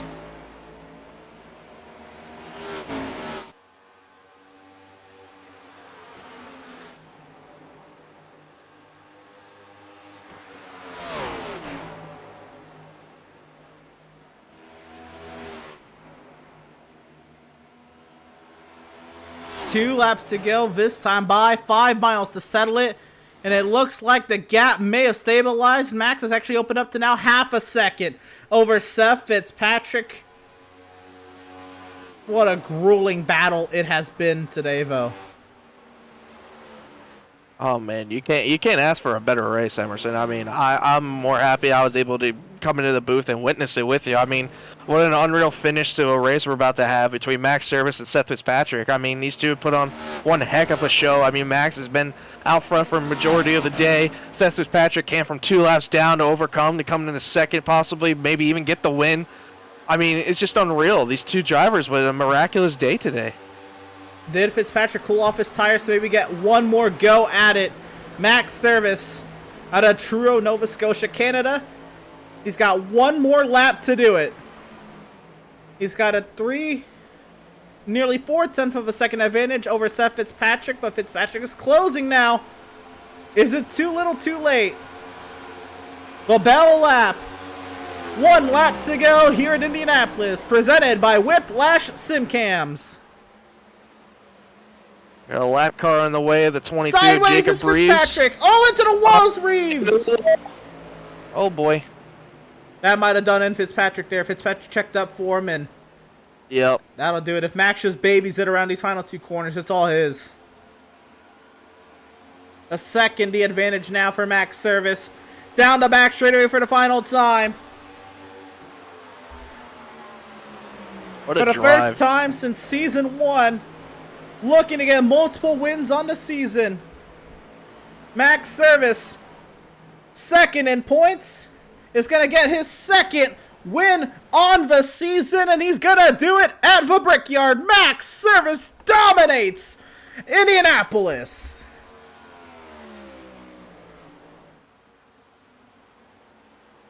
As Drake would say, he just went back to back.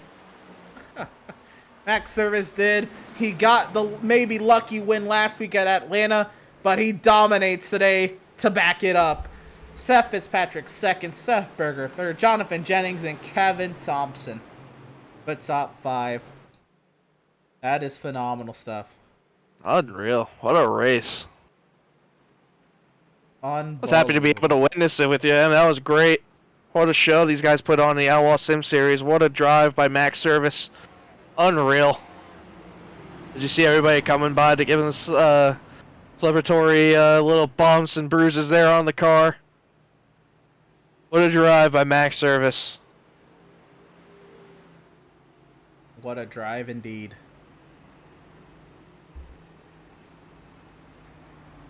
He did everything he had to do today. Perfectly.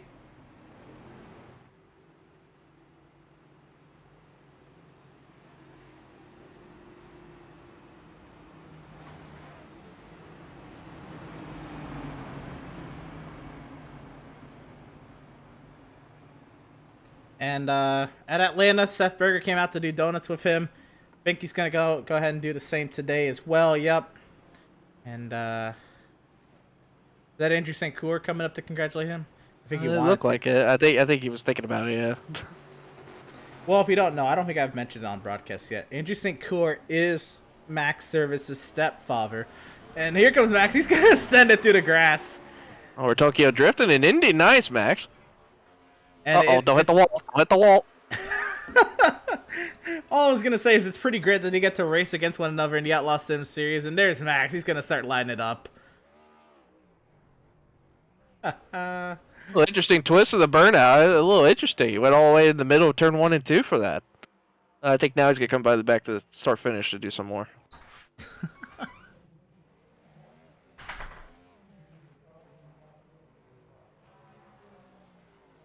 I give the drift a 3 out of 10. 3 out of 10.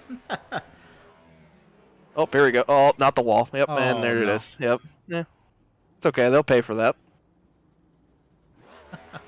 The amount of winnings he's had in the last 2 weeks, they'll be able to pay for that scratch. But we see some great donuts here from the 81 and Max service. What a job well done by the 81 and the whole team out in Swift. How about it? Back-to-back wins, Max service.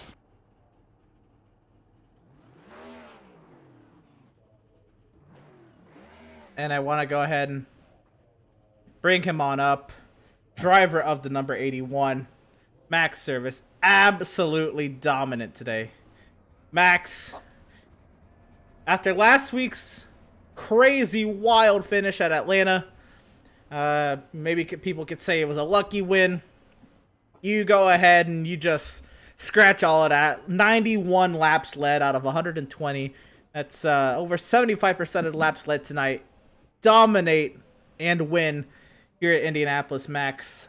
How does it feel to dominate one of these bad boys? It feels good after last week. I'll be honest, I lucked into that one last week. But man, I love Indianapolis. The setup was amazing. A little hard on the right rear. Those last 2 runs they were running with Seth there.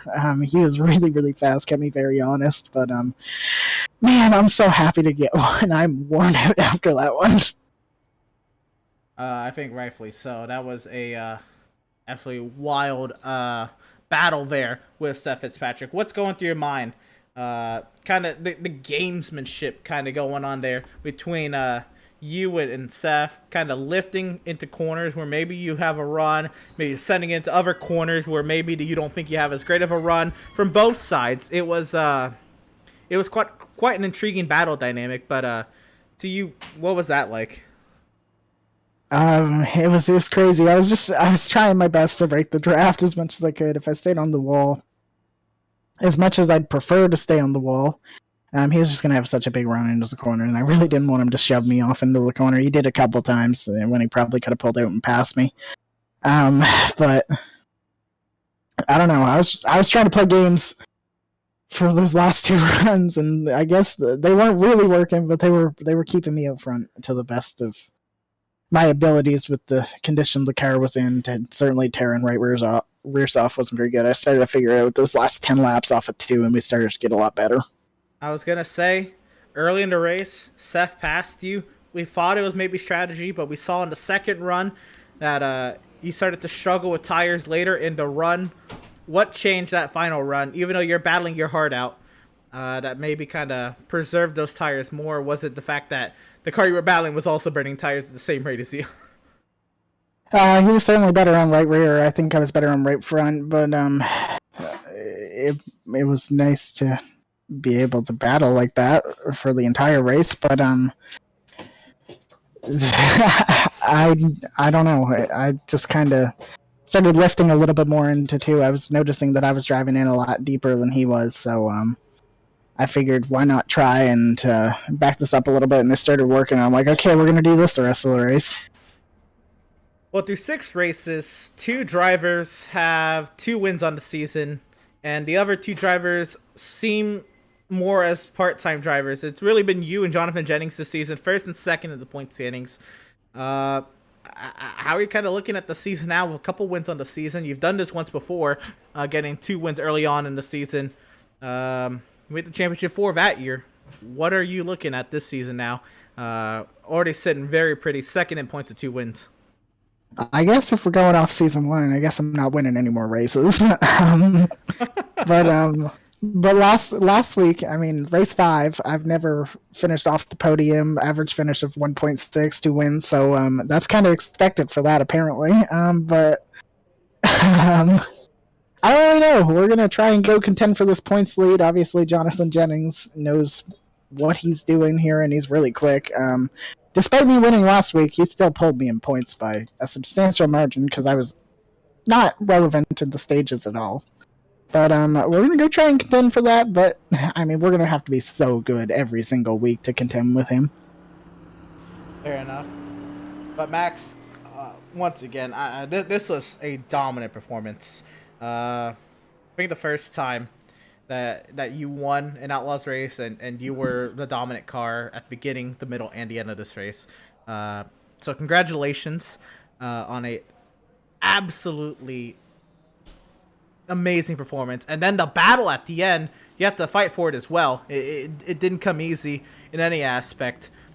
So that, again, huge congratulations. Go celebrate that thing. And yeah, best of luck to you the rest of the season, man.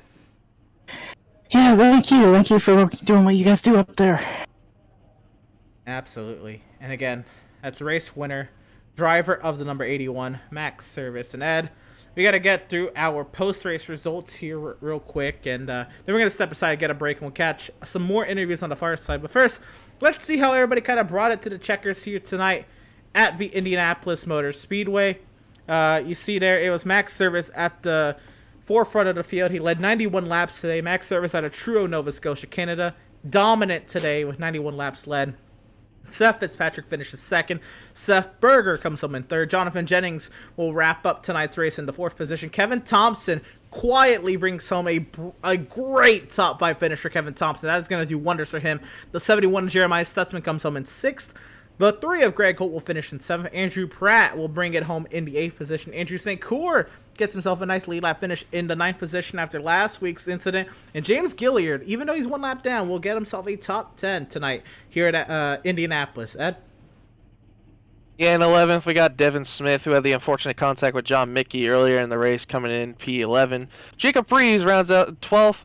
Randall Barnett in 13th. John Mickey, who unfortunately had contact and had a repair on damage, rounds out 14th. Matt Rogers, 15th.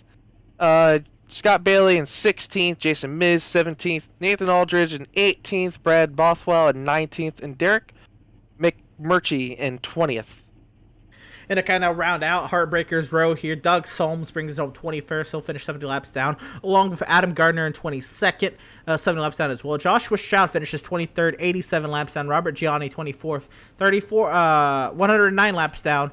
Joseph Kazi will have an early exit tonight, 25th, 109 laps down. I know he didn't want to do that, but he also doesn't like this track very much, so probably not too bad of an early exit for Joseph, but that's going to hurt him into points. Eric Peck, 26th, 114 laps down, along with Zoltan Herzeg, 27th, and Andrew Schroeder, 28th, 115 laps down.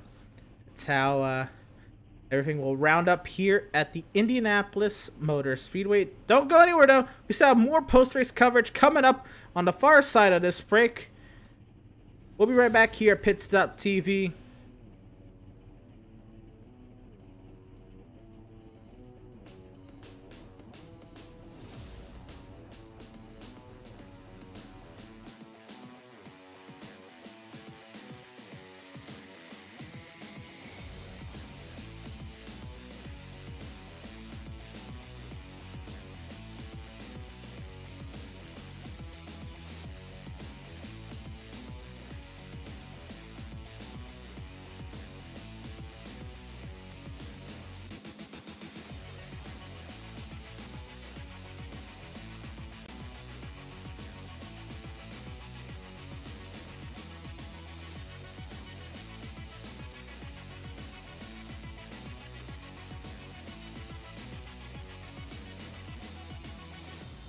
Have you found yourself trying to hide your joy because you're unhappy with your teeth? Your smile is the first feature noticed in an interview, on a date, or in family photos. We want you to be able to shine bright as your best self, and our teeth whitening system is the perfect step toward restoring your confidence.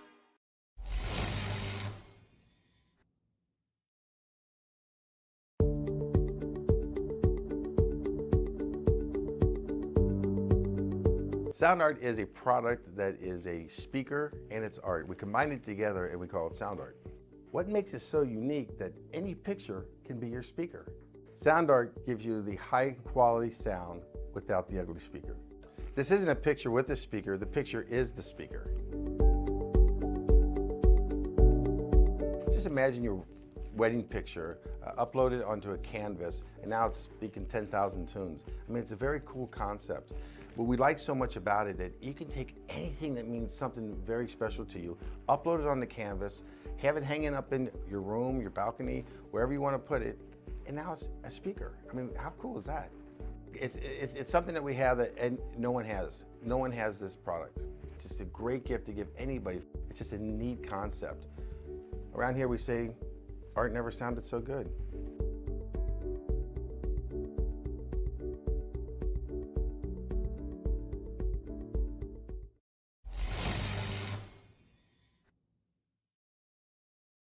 After months of quarantine, we're all interested in how we can become our best self. The team at Permanent Makeup and Cryo is here to help you get the flawless makeup look every day without the extra effort or time. When it comes to your appearance, you deserve the best care that money can buy.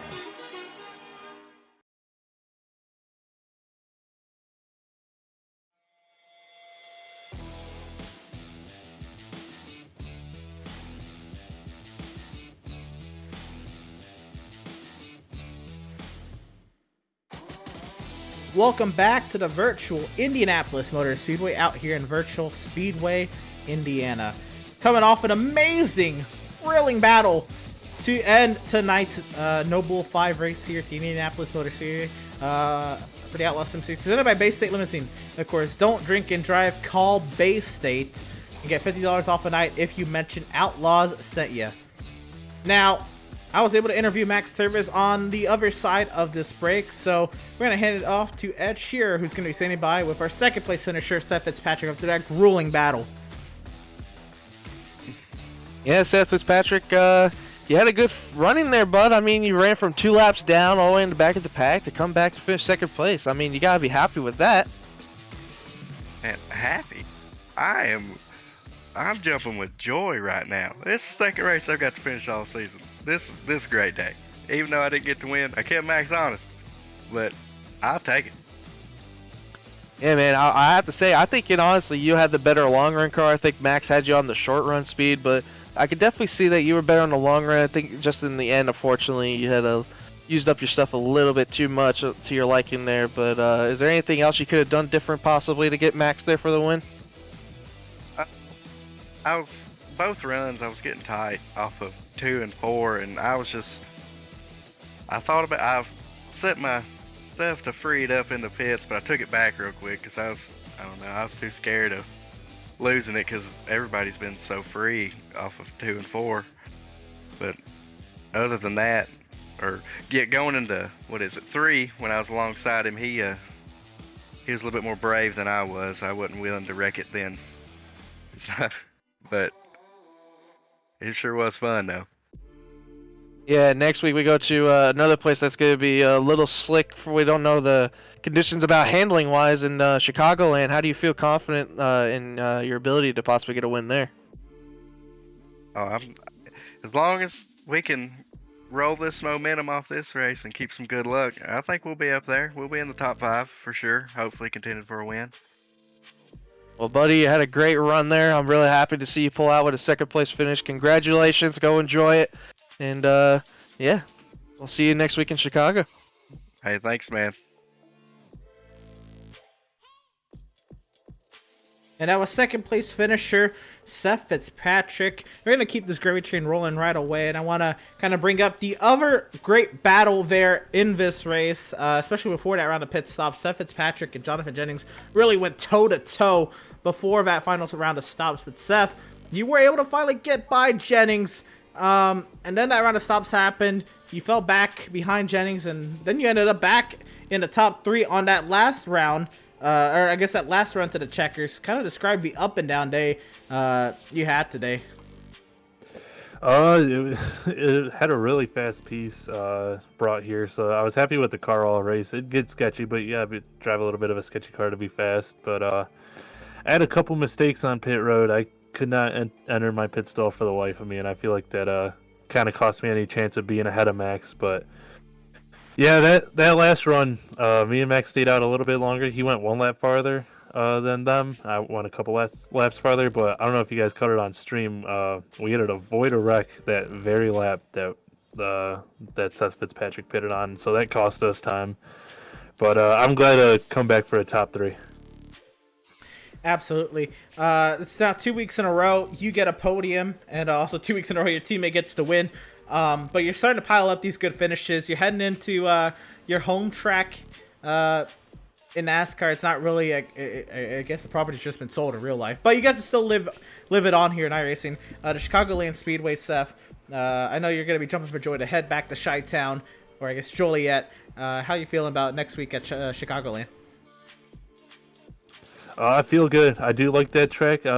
We'll see how this car drives at that track. I hope there's multiple lanes to use. Hope I can get that wall working. But yeah, I'm excited to go there. I hope we can bring a fast piece there, and I would definitely like to get a win here now because before the season, I don't think anyone would have put money on Max going back-to-back wins and me being winless. But it's awesome for Max. I'm happy to see him performing. Well, this is also how it went in Season 1, and we also know how that entire season panned out. So we'll leave it at that. Max didn't win another race after race 5 last season, or Season 1, but he won 2 in the first 5. But nonetheless, Seth, a great run. Really piecing together some great runs. Congratulations to the podium. Best luck to you next week at your home track, and hopefully we're talking to you then. All right, sweet. Thank you, and appreciate you, Burger Nation. Right on. Driver of the number 77, Seth Berger there, coming home in a 3rd place position. And, well, Ed, we'll wrap up tonight's interviews with 4th place finisher Jonathan Jennings heading your way, the other end of that great battle that happened for the 3rd position. Yeah, I mean, if you want to talk about somebody that's on a consistent roll, even being on top of the point standings, just look at Jonathan Jennings. I mean, Jonathan, you were consistent all night. If I had to put my money on somebody to either finish top 3 or top 5, I'm putting my money on you every single week, bud. I mean, how is the car feeling tonight? Tell us how you felt about your finish, and tell us how you feel overall. Oh, it was great until I started messing with adjustments on pit road. I made it too tight. Well, you looked like you had a shot there a couple times at the lead, and definitely had a really nice battle in the beginning there with Max and Seth. Do you think possibly if you had the lead there in the beginning with clean air, you think you would have done differently on your adjustments? No, I don't think so. Those guys were fast all race. It was fun mixing it up with them, and then Seth came along and even more fun. Well, bud, telling you about consistency, you're still, I believe, atop of the point standings with these consistent runs you had. Tell us how you feel about your chances next week in Chicago and possibly getting a win. Ooh, I have no idea. I haven't tested there.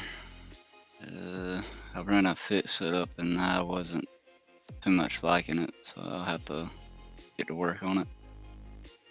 Well, bud, hopefully next week pans out good for you. We'll see if that 91 can get in victory lane again, and thanks for taking the time to hang out with us, and congrats on your 4th place finish. Thank you. And, well, that is now all 4 of our interviews. We're going to go ahead and conduct post-race here. Ed, we got to talk to the top 4. 4 completely different perspectives on how tonight went. I know we thought maybe Seth would be frustrated not getting the win there over Max, but as you heard, Seth just said, Fitzpatrick, by the way, said he was just happy to finish the race. He said the 2nd race he's finished all season. And I've noticed that Fitzpatrick has not really had the greatest of seasons. But I know how fast Fitzpatrick can be. Obviously, we saw how fast Fitzpatrick can be today. Just narrowly losing out to, I'm going to say Max, who's getting on a hot streak here in the Outlaws Sim Series with back-to-back wins and some great finishes stringing together here. But it's your first time calling an Outlaws Sim Series race and only your 2nd time calling a race here at Pit Stop TV, Ed. How would you, I guess, summarize it? But I had the time of my life. It was such a blast to be in the booth with you calling this race. I mean, the guys put on a fantastic show. And like you said, I mean, Max Service, I mean, he's on a roll right now. Back-to-back wins, 2nd in the point standings. I think Jonathan Jennings might have a little bit of a competition going on for the points lead there. But like you said, great run from Seth Fitzpatrick and Seth Berger. And Jonathan Jennings again in 4th, our points leader. Great runs for them all night. Max Service and Kevin Thompson both winning the stages. Just a fantastic night all around. I mean, Indy came to play. I mean, it brought a fantastic race. Great side-by-side racing. May have been some handling issues in the beginning of the race, but it got all resolved out and towards the middle of the race. But overall, it brought a fantastic end to a race, and I couldn't be more happier to be in the booth for you to call it. Absolutely, and I have to say likewise. I know today, personally, I wasn't on my A game today. I was dealing with a lot of technical difficulties, especially that first half of the race. If y'all couldn't tell, which I'm glad if you couldn't tell. But Ed really picked up a lot of slack for me when I had to focus on the second water here, just trying to get this this broadcast going in the right direction. So I thank you so much, Ed, for coming, first of all, on short notice, and second of all, coming in clutch tonight with the amazing call and covering all the times I needed it. With that being said, that's kind of wrap it up tonight, but there's still so much more racing going on here at Pit Stop TV. And go ahead and look at what's upcoming here for Pit Stop TV. Tomorrow afternoon here in the States, tomorrow evening across the pond in the UK, British Sim Racers Touring Cars take TV Donington Park. And again, fantastic show the Miatas put on Tuesday afternoon. You won't want to miss the Touring Cars taking to the Donington Park tomorrow afternoon, 3 p.m. Eastern in Europe, 8 p.m. UK here in the States. But tomorrow night here in the States, you got to check out the North American Racing League with their GT3 series back in action. The amateur category comes up first with their 40-minute race, and then the Pro-Am category with their 50-minute race afterwards take to the streets of Long Beach. Excuse me, the technical 2.25 mile street course in Southern California, beautifully detailed by the artist of iRacing, and it is a fantastic course to just drive around and sightsee. Let's get an even greater course to watch a great race tomorrow night. And then we're going to have a light weekend. We're going to have a nice little Friday, Saturday, Sunday, Monday off before we pick back up where British Sim Racers, Mazda MX-5s with their Trophy Tuesdays. Tuesday afternoon, 3 p.m. Eastern here in the States, 8 p.m. across the pond in UK. And they're taking their Mazda Miatas to the Knock Hill circuit over in Scotland. It's a fantastic track. Can't wait to see how those Miatas tackle that track, where it's really just grass on both sides, not really a whole lot of runoff. So Knock Hill for Trophy Tuesdays next Tuesday afternoon will be a great sight. Tuesday night, North American Racing is back in action with their Porsche Cup taking to Michelin Raceway Road, Atlanta. Again, that is going to be 8:30 p.m. Eastern Time Tuesday night. And Outlaws is back in action next Wednesday night with Chicagoland, 7:30 p.m. Eastern. You won't want to miss it. Ed, a great slate of races coming up. What can you tell us about them? And then go ahead and tell everybody where they can kind of keep up with all of our Pit Stop TV social media. Yeah, I mean, like I said, I'm really looking forward to tomorrow at that Long Beach for the North America Racing League with those GT3s at Long Beach. I'll definitely be tuning into that one. But if you want to check out all the social media posts and everything going on for tomorrow's races, unfortunately nothing tonight as I had to go in the booth last minute. No social media from me tonight. But you can go check out everything for tomorrow at facebook.com/pitstoptv, twitter.com/pitstoptv_ or instagram.com/pitstop_stop_TV, excuse me. Or you can check out everything, the highlights at youtube.com/c/pitstoptv1, or check out on the Twitch channel, as some of you might, at twitch.tv/pit_stop_TV. Well, once again, Ed, a fantastic job for you to come in last minute and fill in for the ill Devin Zimmerman for me tonight. You did fantastic, brother. Pleasure's all mine, buddy. Thank you, Van, for having me. Absolutely. Hopefully we get to call some more races, and hopefully not under similar circumstances in the future, because that was a lot of fun. But that'll do it from the Brickyard. We're happy to have had you all here tuning in and joining us for tonight's action, and we hope you enjoyed tonight's broadcast. For all at Pit Stop TV, Edward Shearer beside me on the mic. I am Emerson Arden. Thank you all for tuning in. We'll see you tomorrow afternoon for British Sim Racing Touring Cars from the Donington Park, or next Wednesday night for Outlaws Sim Series action from Chi-Town.